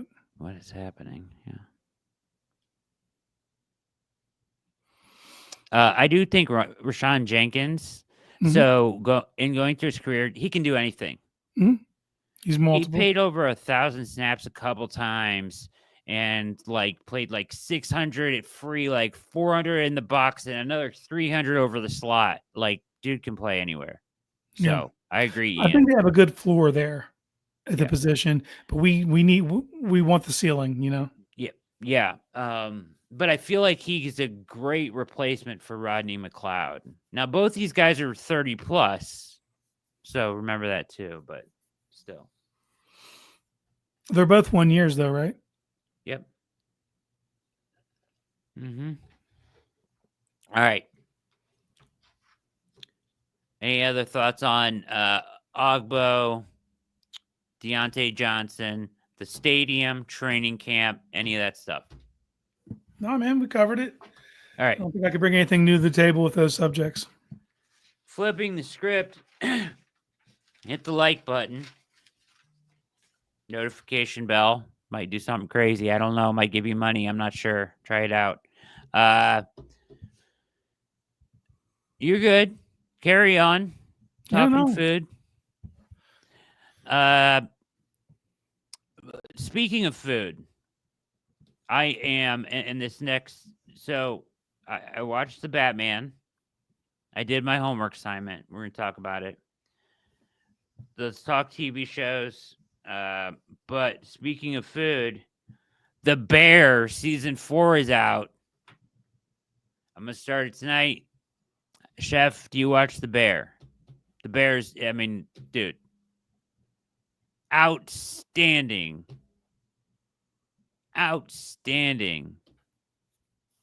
TV. I just got Hulu this past a few months ago.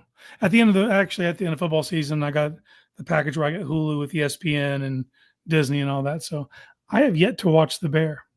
But every time I see a clip, it's like all the actors I love. So yeah. You got to watch it. It's fantastic from start to finish. Great writing, good drama, funny. It's got everything you want. Great actors in it. Lip is fantastic. Lip Gallagher. He is. He's just a really good actor. I started thinking that at the end, halfway through Shameless. I started thinking, man, this dude is he's very talented as an actor. The show is not a serious show most of the time. But he steals a lot of scenes. He steals many scenes with his drama. Yeah. He's a tremendous actor. And I started thinking that during Shameless. They put him in the perfect role for this. The Steve Kramer says, new movie, just watched The Lifeless, not bad romantic comedy. It's my least favorite genre. Yeah. But I'll listen to it. Brad, what do you think of the story about Kenny Pickett refusing to dress because Mason Rudolph took his spot? Think he does that with Flacco? No, I do not think he does that with Flacco. Jeff Tucker says he's a Tubi kind of guy. That's the free app. Yep, it's one of them. I watch Pluto myself. Yeah, I can't blame you for watching the free app. I mean, those apps they grow up. I mean, it's crazy, right? You've got in this house, you got to pay for TV so you can get the sports, and you got to pay for the apps too because the shows are on every different other app. Anyways, my rule of thumb is if I don't have to give you my email address, I'll give it a watch. I'll try it out. If I have to give you my email address, we're not doing this. Why? I don't know, man. That transactional relationship, where like, so they keep asking you to on Pluto, but you can just hit nope and then just keep watching. So I'll just do that. Yeah, but the email address is like giving nothing away. Mm-hmm. Don't you have throwaway emails? Like burner emails? Yeah. Don't you have I'm sure I have some inactive ones from back in the day, but like if I don't want to do that, I don't even want to make that effort. If I got to do that, dude, and then you're going to tell me I'm not doing it, I just won't do it. I have emails set aside just for that, for free trials. I've burned all my what was the name of the sport app? Fubo. I have went through like 4 different trials already with that. So this brings me to a dilemma, Broken Arrow. Freebie, right? Do you know what Freebie is? I've heard of Freebie, but I have not watched it. Right. So it's Amazon. I'm going to try to explain this. You guys correct me in the chat, right? So Amazon Prime has some good shows. Billy Bob Thornton as Landman. The lawyer. What? No, not Landman. Before that, he was a lawyer. Goliath. Tremendous. And the guy, one of my favorite shows on there is, what's that actor's name? And now it's escaping me. He's a detective. Bosch. That's the name of the show, Bosch, right? Okay. Bosch was on, what's that actor's name? I don't know. I was thinking Sneaky Pete because Giovanna Ribisi. Another good one on there. Prime. It was a good show. That was a great show. Love that show. Very good on same channel, right? But you have to have Prime to get that. Mm-hmm. Bosch actor Titus Welliver, I guess. Titus. So Freebie is Christina Ricci. Freebie is like Prime adjacent. So it was like a free version of Prime. So if you go into Prime or you go to free, I don't know if they're 2 separate apps now or whatever it is, but like you can watch a show and it's free. It's chock full of ads. Yeah. But it's free, right? And it's on Prime or Prime adjacent in some shows. Now they took Bosch, which was a great show, and they put Bosch Legacy, like its follow-up show, with him and his daughter and a couple of the characters from the original show, and they put that on Freebie. I don't want to watch it on Freebie. I don't want to sit through the ads and watch. I like that show. Yeah. It's annoying. They don't even have an option to like buy you out of the ads. I know that makes me sound like a TV snob, but well, as a whole, I think we thought we were done with commercials when we got to the era of streaming. Because as men of our age, we sat through commercials for the vast majority of our life, and then we got a taste of what life was like without it. And it's like, I'm not going back to that. And now they're like, oh, if you don't want commercials, you got to pay more money. Like they've done that to us.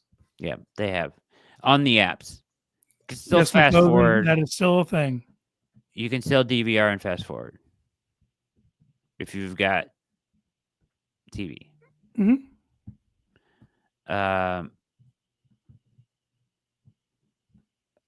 unlocking fire sticks or whatever it is absolutely still a thing. Yep. Jailbroken, whatever they are. Right. Anyways. So Bear, I'm excited for. I just wanted to say that I'm so excited for season 4. I don't know if anybody in the chat has seen Bear up to this point. It's won a bunch of Emmys. It's tremendous, and I'm excited for it. But anyways, I watched Batman, and you were right. I liked it. The Batman. He actually does some detective work, but he always does it when he's Bruce Wayne. He's like working with the police, right, as Bruce Wayne for part of the movie. Now, great imaging, the dark Goth. I thought they portrayed Gotham in like the perfect way. The world building, it was phenomenal. Yeah, and it was very much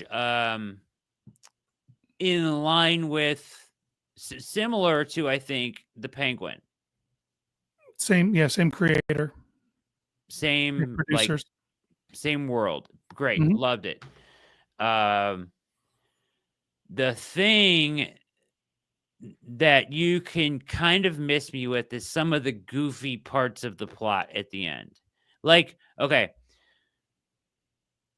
he runs into a random cop that gives him like the clue that breaks the whole thing, like randomly running through someplace.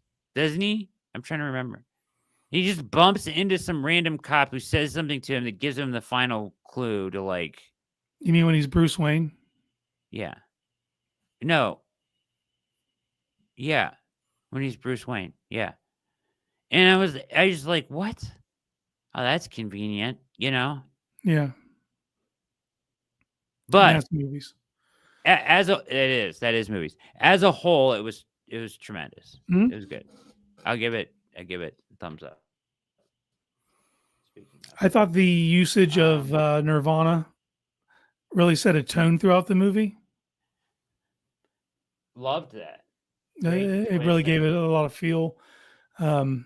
Casting was amazing. Didn't see it coming. Casting was good. What's that actor's name? Edward Pattinson or Batman. Robert Pattinson. I don't know him from much. He was the dude that was in Twilight, and that's what everyone was kind of like, oh, the Twilight guy's going to be Batman. He's in a movie called Good Times, and I can't stress it enough. Watch Good Times. Okay. You'll have a different understanding of who he is as an actor. Is it a TV show or a movie? It's on HBO right now. Mickey 17. What? Mickey 17 is the name of the movie. It just came on the HBO app, whether you want to call it Max or HBO Go or whatever you want to call Mickey 17. Mickey 17. It's a ride, dude. He's a clone. A movie? Yes. And he's a clone, and he's like used as a clone to like as an expendable person to like do things on this new planet. It's wild, dude. A couple years ago, there was a movie called Parasite, and it won all the Academy Awards. Well, that director made this movie, and it's wild. Mark Ruffalo's in it. Stephen Kramer says Mickey 17 was terrible. I enjoyed it, but I went into it with the same kind of mindset.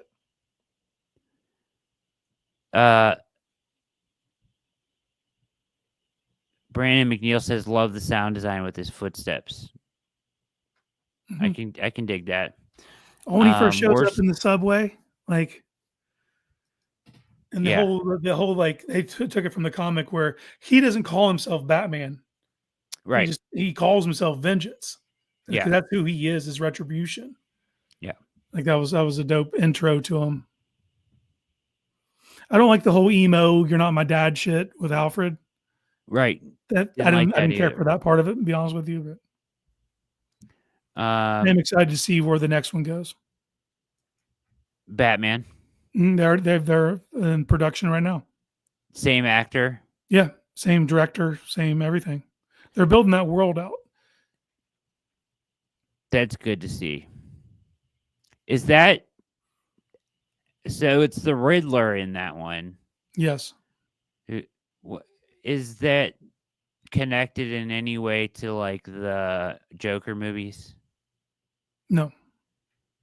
No, in this universe, Barry Keogh is going to play the Joker. I just pray they don't do it in this next movie, because I when they redo these superhero movies like the Fantastic Four, and every time it's the same thing, and Doctor Doom's the same. You know what I mean? Like, Batman has such a wide gallery of villains. You don't need to go to the Joker every time.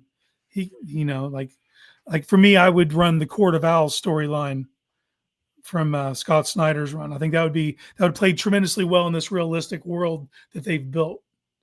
You know what I mean? I can appreciate the more realistic world of this stuff. Where you lose me is like the Michael Keaton. Mm-hmm. It was campy. I was pumped when the first one came out. I was 10 versions, and I loved it when I was 10. But like, those things don't hold up. They don't age. Whereas Bale's do. If you go back and watch Batman Begins or The Dark Knight, you know what I mean? Like, those movies hold up. Those are tremendous. Dark Knight can't beat the best, right? So good. No. They shouldn't have introduced Two-Face in the movie. He should. As a novice, as someone who isn't into the Batman world the comic world like you are, that movie was like the ideal. I can watch this comic movie and it's amazing. Mm-hmm. It's very realistic. Heath Ledger's amazing. Yeah. One of the best performances ever captured on film. Ever. Yeah. I just don't think that they should have introduced Harvey Dent as Two-Face in that movie. They should have ended with him in the hospital. You know, it felt that's right. Yeah. The end was all like crammed together, trying to fit this Two-Face storyline in to me. But you got Heath Ledger as the Joker is like, and that's another one. That's another one that when I remember where I was sitting at the movie theater when someone told me that's who was going to play the Joker, and immediately I was like, what? I just didn't see him as that guy. Yeah. You know, and just completely. So when I hear an actor got cast for something and it's something that doesn't formulate in my head that that'll be good, I don't judge it. You know, when they when Robert Pattinson was going to be Batman, I was like, okay, I'll wait till I see it. I'll reserve my judgment. Yeah, I probably need to do a better job at that. But I don't go into a lot of movies like because only really comics is one where you can judge that, because there's like so many different iterations. Yes, correct. Of the story. So like you have a preconceived notion of what it should look like to you. Each fan does. And there's not many like that, I guess, unless like it's a book or something. Is the only other time I can think you would like think of like, well, but because when you read a book, it's like you're envisioning it yourself in your head, like the whole story. Yeah, you see a movie in your head when you read. Yeah, and it we don't talk enough about that as readers. Yeah, and it reads different to everybody then. So when you come out with the movie, that's why it's so shitty to some people, because it's like this is not how it's not the movie I had in my head. Yeah, right. Yeah. Or it went, damn, it was so much better when I was reading. And you know what I mean? And when it's a piece of source material that a lot of people hold dear, you're gonna be hard to like win those people over. Yeah. I watch the number one show on Netflix right now is a show called The Waterfront. I don't think I've heard of that one. Yeah. And didn't know anything about it. However, it was excellent. I watched it. It reminded me somewhat, although for me, one of my favorite Netflix made shows was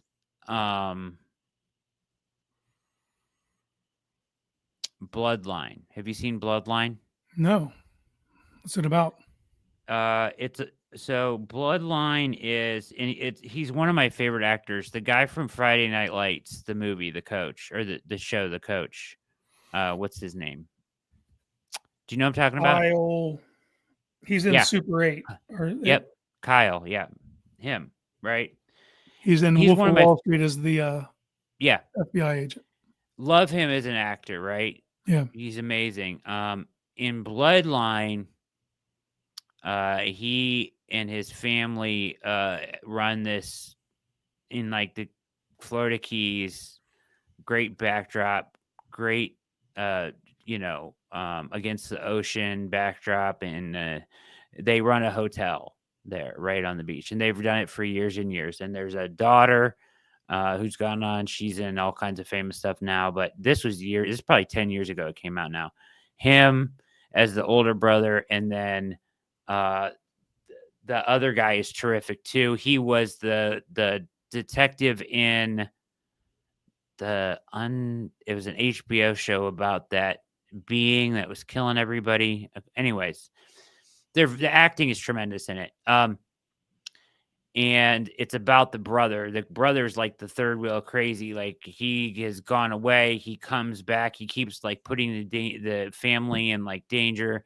Anyways, it's a drama. It's very, it doesn't sound like, as I'm describing it, like intense, but it's incredibly intense from beginning to end.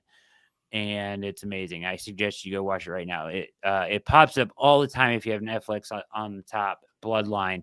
Watch it from beginning to end, and you'll love it. Anyways, this reminded me of that. If you're a fan of the show, it just came out on Netflix. It was on TNT. The four brothers that rob people. They're thieves. Come on. Four brothers who rob people and they're thieves. They called their wife's name is Smurf. Ooh, you're losing me. I'm losing you. Anybody out there help me out in the chat? It's not ringing any bells. It was on. I don't have cable, so if it was on TNT. Animal Kingdom. Anyway. Animal Kingdom. You ever seen Animal Kingdom? Is that the one with Ellen Barkin? Who's that? Older blonde lady. She probably has silver hair now. She was Smurf. Yep. Okay, that's Animal. Smurf. Okay. Yep. Animal Kingdom is about. It's amazing show. It had a long run on TNT. It's so good. It just came out on Netflix. If you have Netflix, you got to watch it. If you don't have new Netflix, episodes are on Netflix. So what you're saying, are they? No, the whole series is out now on Netflix. Like, it wasn't showing anywhere to stream before because it was on TNT originally, okay. Yeah. And now it's finally available for people to stream. Just came out. If you want my password and stuff, I'll give it to you after the show. Oh, I got Netflix. You gotta watch this stuff. We're good. All right. Watch that. But The Waterfront has Darren Cody from Animal Kingdom. Watch out. I saw Animal Kingdom years ago. Watch out, Jim. Here we go, Jim. Here we go. Jim. I don't know, Jim. So Animal Kingdom, Darren Cody played the gay brother in Bloodline. No, in Animal Kingdom. Okay. He is in this Waterfront show that just came out, which is also very good. So I recommend. That's on Netflix. Waterfront. All of it. Waterfront's ranked number 1 on Netflix right now. Animal Kingdom just came out on Netflix. Is better than Waterfront. You got to watch it all the way through. It's a classic, right? Classic. You would love it. It's right up your alley. TNT, huh? Dude, hardcore stuff. Yeah, I don't know if I've ever been into a show that was on TNT. After my dude, Jason Lee, was off of My Name is Earl, he went to TNT and did a show called like Memphis Heat or something. And I tried to because that's my guy, and I couldn't do it. Dude, this show, though, I don't know how they got away with it. They can cuss, they can do whatever. They did it on TNT. Oh, yeah, if after a certain hour you can get away with stuff. Yeah. Always Sunny is like the epitome of. Yes. You get after 10 o'clock. The rules are different. But yeah, Animal Kingdom. Yeah, it always aired after 10. You're right. Uh-huh. But it. No, I mean, it's truly one of the better shows I've ever watched all the way through. Okay. That's high praise. You got it's up there for me. You got to watch it. I would watch that first, but actually, you know what? I take it back. I would watch Bloodline first. Okay, well, I wrote Bloodline down, so that's the one that's going to get carried over first. You got to finish the night of first. Mm-hmm. Yeah, I got work to do still. There's not that many episodes in the season though, so I should. No, it's one season done. It's easy. Yeah. Well, in the last 2 weeks, I was in Florida, couldn't do anything. Then my nieces were here. Yeah. I actually have a weekend this weekend with nothing extracurricular going on. Obviously, next weekend's the 4th, so it's a little different. More family coming down. Can I tell you what I watched? Yeah, but watch Bloodline. You gonna watch it? Yeah, but after I got to watch the night of first. But yes, night of, then Charlie Chuck. 2 thumbs up. Bloodline. Yep. Okay. All right. I watched something very dumb, but I had a blast. So when my nieces were here, we did a movie night at the house. So we have these inflatable chairs we set up for the girls, and my wife made popcorn, and they made a candy run like it was a real movie theater. We watched the Minecraft movie. Oh. I was not prepared for how ridiculous that movie was going to be. How do you make a movie out of that? You just throw a plot together, and they don't hide it either. Like they just did. I don't know, man. It was dumb, but it was so fun. Jack Black might be the actor who goes the most all in on a role. Like he is 1,000,000% committed to being Steve. Yep. And there's no story Who's there. Steve? He's Steve. Who the hell, Steve? He's Steve. I don't know, man. I can't explain it to you. It's dumb. It's not a smart movie. But they don't hide it either. Like it's hilarious. My nieces and my daughters loved it. They were singing along. They play Minecraft. They craft, flint and steel, the whole thing. Chicken jockey. They couldn't even show this movie in theaters. So like I ran a theater for years. I'm still in contact with the people that run it. They were actually employees of mine. During the movie, people were like singing, and there's like a lot of TikTok challenges that go along with the movie. Oh, really? Yeah. So they couldn't even get they had to put cops in theaters. But I'm telling you right now, when you go on HBO, there's 2 versions of the movie. It's number 1 and 2, in most watched stuff. Minecraft. That's so insane. It's completely mindless, but it was so much fun. Be prepared to see Jack Black fly through the air multiple times. I love Jack Black. Yes. I didn't know he was in that. It's him, and it's I just don't know how you could make a movie out of it. Yeah, you just do. You just make the movie. You just make it. It's really popular. You just throw together. Because it's literally a game with no plot. Yeah. No, it happened. They did it. They did the whole thing. I'm not going to be shocked when there's part 2 is what I'm going to say. What movie got rave reviews that you thought was horrible? Well, a lot of what the Academy actually thinks is good, I think is dog shit. So we can start there. Yeah, you're not wrong. For me, it isn't that. For me, it's movies that were popular that I thought were pieces of shit. Like Transformers 2. No, terrible. I left as soon as Bumblebee was crying. I'm like, okay, what are we doing? Terrible. This is what we're doing. Should have ended at 1. First one was good. And I also was very protective of my childhood. So when the first one came out, I didn't want to see it right away because I was like, they're trying to ruin my childhood. But then I saw it and I was like, this was awesome. Yeah. You know what I mean? I get worried when they do stuff if they were to do a live action Thundercats, I'd be like, I don't know. I think you're going to screw that up. But it could be awesome. I like Birdman. I did. I've never seen it. It's a one-take movie.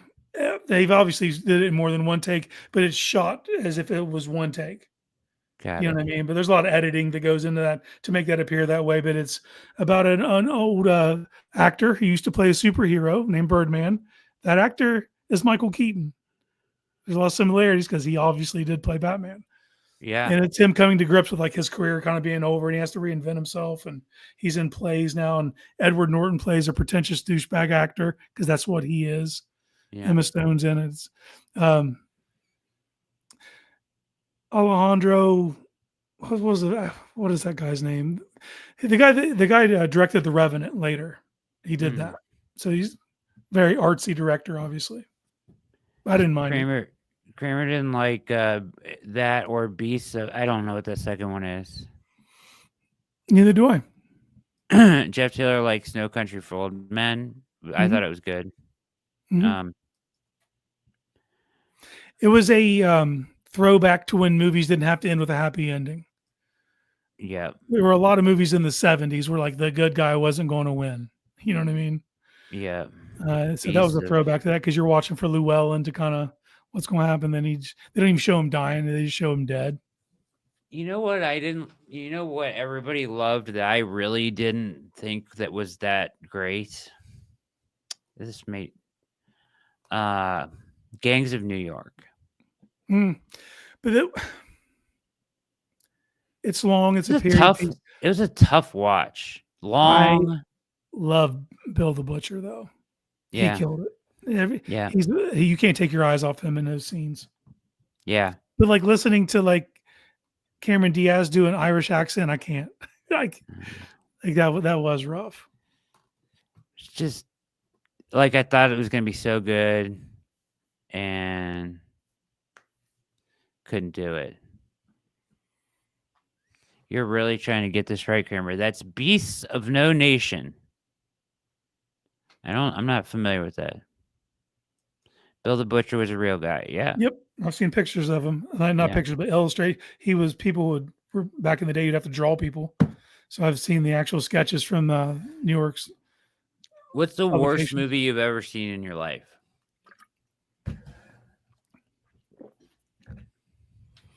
God damn.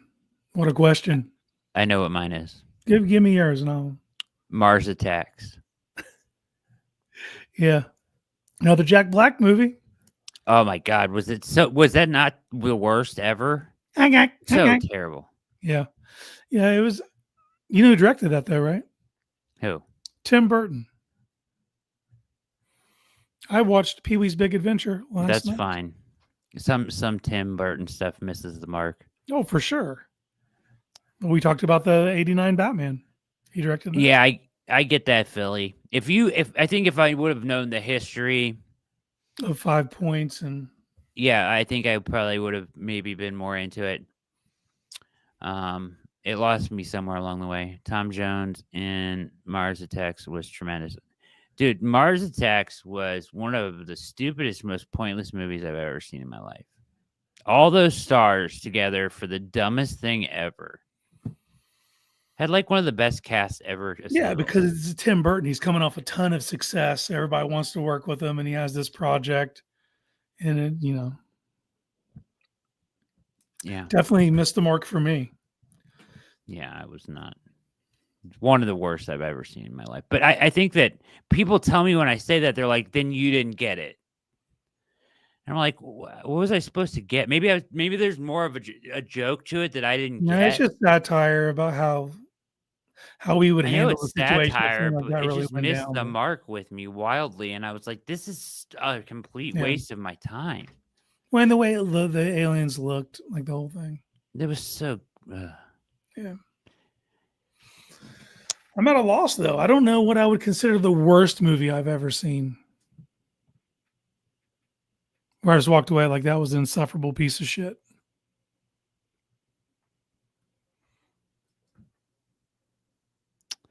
Yeah. I'm trying to think about any others. Let me look. Because like what worst movies of all time.com.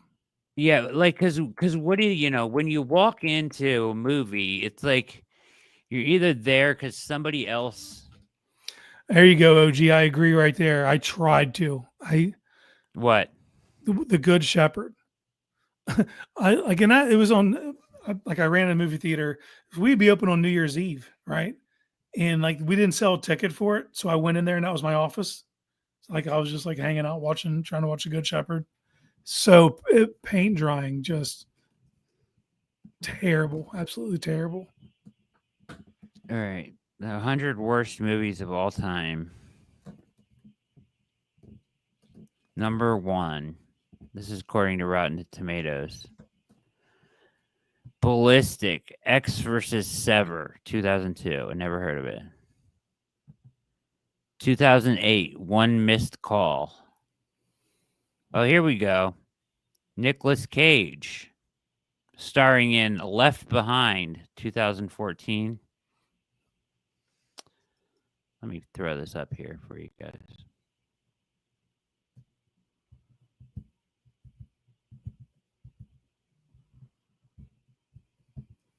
We'll get out of here in a second. I know we're over. No, us? It never happens. Never. All right. Ready? This is the number one according to Rotten Tomatoes. Okay. I consider a decent source, right? I pay attention to the fan side more than the, their side, but never heard of either of these, 1 and 2. You? Yeah, I've heard of the X versus Sever, but I never saw it. I heard the title. It doesn't surprise me that Nicolas Cage is in one of the top 5.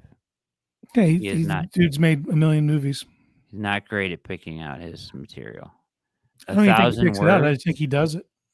I've seen 1,000 Words. Gotti. I didn't watch Gotti. I've watched the actual movie Gotti that came out with Armand Assante playing Gotti back in the day. It was an HBO movie. Travolta. This is like 90s though, like right when Gotti was actually happening. They made that movie. Huh. Pinocchio. No. Super Babies, Baby Geniuses 2. Gold Diggers, 2003. No. The Last Days of American Crime, 2020. No. I'm a no across the board here. The Ridiculous Six. I was aware of its existence, but I did not watch it. Oh. Well, hold on. Dark Crimes with Jim Carrey? Never heard of it. No, I would watch it. I like Jim Carrey. But I did hear a stand-up segment of maybe it wasn't this movie. It was Dave Chappelle's stand-up, and he was talking about how Jim Carrey is like his lifelong, like one of his heroes, right? Mm-hmm. And he got to meet him, and he met him, and Jim Carrey was like, it can be a method actor when you get. Yeah, he was on Man on the Moon. He was Andy Kaufman. So yes, he didn't meet Jim Carrey. He met Andy Kaufman. He met Andy Kaufman. Jim Carrey. It was so funny. Stratton. I can't help you there. London like Fields. Dominic Cooper, though. So The Nutcracker. Return to the Blue Lagoon, 1991. Look at that cover. I remember that. I remember when that happened. Wagons East, Problem Child in the number 17. You remember Problem Child? Yeah, I did watch it, but I don't remember anything about it. I think I saw Cabin Fever. It was bad. Staying Alive. 3 Strikes. The Room. Somebody. The Disappointments Room. The Disappointments Room. The Room will be on here, dude, for sure. It'll be on here somewhere. Look Who's Talking Now, 1993. So that's the third one? Yeah. Didn't see it.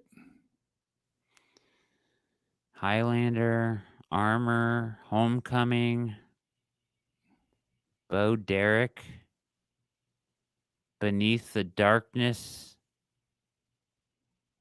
I don't know, dude. Who's making these fucking movies?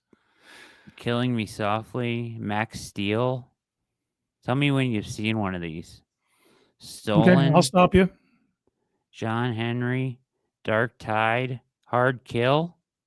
This is Bruce Willis in his Netflix role at the end there. Folks. Simon Says. Alone in the Dark. I do. Okay. All right. Pause. Christian Slater. The Master of Disguise. Tara Reid. I have seen that. I have seen The Master of Disguise, and I quote one thing to my kids all the time, and they hate it. So I love to do it. What is it? Dana. So it's Dana Carvey. Dana And Carvey. he's the master of disguise. And he has this one character that he plays that kind of looks like a turtle. And that's like the way everything's set up. But he says, "Are you turtly enough for the turtle club?" So like I say that shit every time we see a turtle. They know it's coming. They can't stop me. I'm a machine. Are you turtly enough for the turtle club? That's great. Daddy Day Camp? I've seen it. Have you? Yeah. I have kids. Is it that bad? Yeah, it's not good. I would never choose to play it. Cuba. I've seen Twisted. I didn't think it was that bad. Ashley Judd, Samuel L. Jackson, Andy Garcia. Andy Garcia. It's got some good people. Yeah, I really didn't think it was that bad.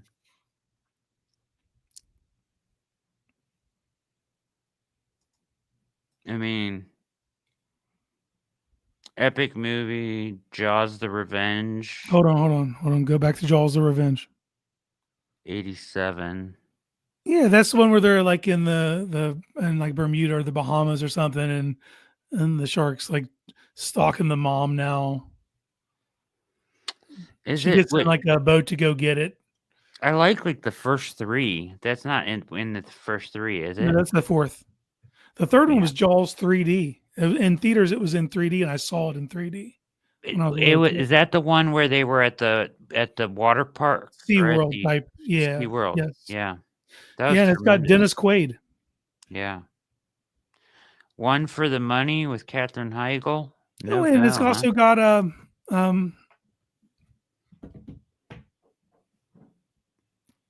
what? I can't think of the dude's name. Well, his name is not even on there. In this? Yeah, One for the Money. Like I remember when it came out. I was running the theater at the time. Texas Rangers, Meet the Spartans, Kings of Ransom. Okay, Strange Wilderness does not deserve to be on this list. Why? It's good? From the makers of Grandma's Boy. It's the same kind of humor. If you love Grandma's Boy, I don't know if people out there do. I do. I loved it. This is that exact same kind of humor, man. That's Steve Zahn. Look at that cast, bro. Same people. Yes. Dude. Baby Geniuses 1 made it. So Baby Geniuses 2 and 1 on this list. They're killing that. Kicking it old school.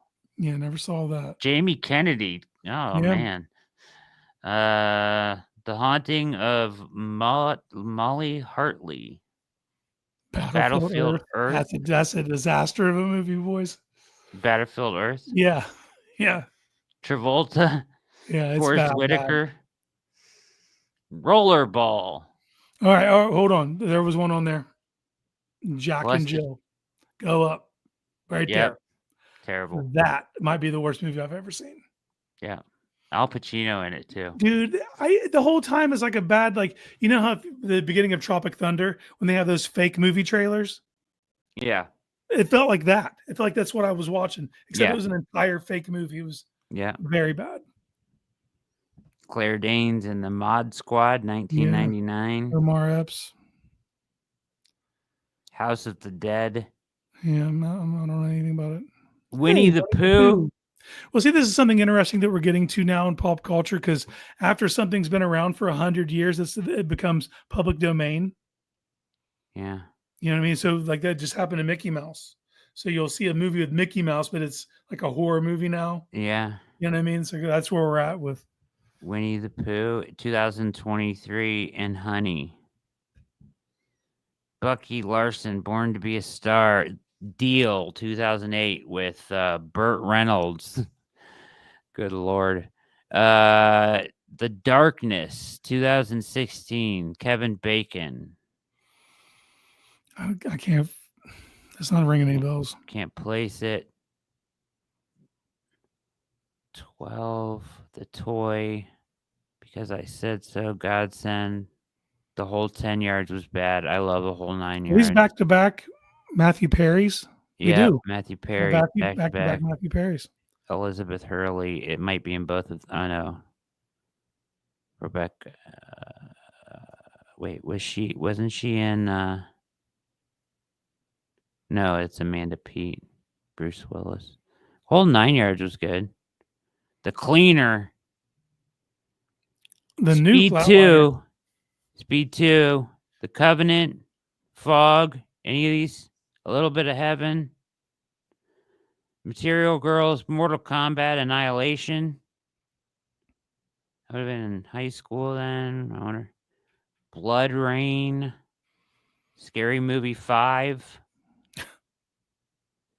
In the Name of the King, a Dungeon Siege Tale. Great name. The Cold Light of Day. Another Bruce Willis late in his bag game. Sigourney Weaver. Low Down Dirty Shame, 94. Fans love it at 100 with a 69%. Can't be that bad. Keenan Ivory Wayans, Charles S. Dutton. That's rock. Jada Pinkett Smith. Of course, she lost her mind. He plays a character named Shame, by the way. You've seen TBS before? This? You've seen this one? I saw that before. I've seen like 2 on this list. I've probably seen at least like 10 or 12. Really? Yeah. Like just like the Jack and Jill movie. Like, can I really be disappointed? I was going to an Adam Sandler movie. Like, yeah. That's I would push back against Twisted. Now I have a weird. I must admit that I have a weird soft spot for Andy Garcia. No, well, like this time period. So, Copycat, Twisted, okay. Along Came a Spider. Okay. Morgan Freeman. I've seen all these. You know what I'm talking about? Morgan Freeman, Ashley Judd. Angelina Jolie was in Along Came a Spider. Yeah, crime thrillers. What's that? What? Who was the Sigourney Weaver? What was the name of the killer in Copycat? It was I don't know. But I liked all of those, and I kind of threw this in the mix with those. If you get me with like an 80s feel in like an early 2000s movie, it was kind of what they were doing with those. Like 80 detectives feel in an early 2000s movie with like Garcia and stuff. Yeah. Have you ever seen Things to Do in Denver When You're Dead? I know it sounds made up. Things to Do in Denver When You're Dead? No, I've heard of it. Andy Garcia is in that. Chris Walken, Christopher Lloyd, John Forsythe. Tremendous cast. But it was coming on the back of like Suicide Kings and like a lot of this like same style movies. Yeah. Pulp Fiction did that to everybody, kind of. You know what I mean? Like Pulp Fiction came out, and then you seen all that. Yeah. Wow, that was wild. That I didn't expect going down that that wormhole tonight. But I hope you enjoyed. What? How about the kid from Australia?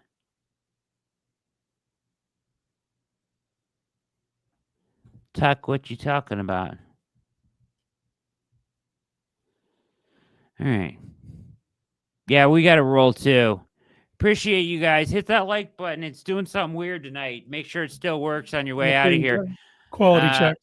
Yep, quality check. Help us out. Hit that button and hit subscribe. Tell a friend.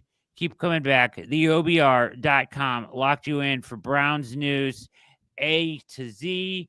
That's Casey Kinnamon. Any parting words, sir?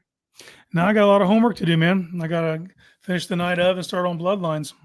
You do it, brother. You're on it. For Casey Kinnamon, everybody at the OBR, killing it right now as we close in on training camp, keeping you plugged in. Thanks for watching. All eyes on Cleveland. My name is Brad Ward. Have a wonderful Thursday evening. We are out.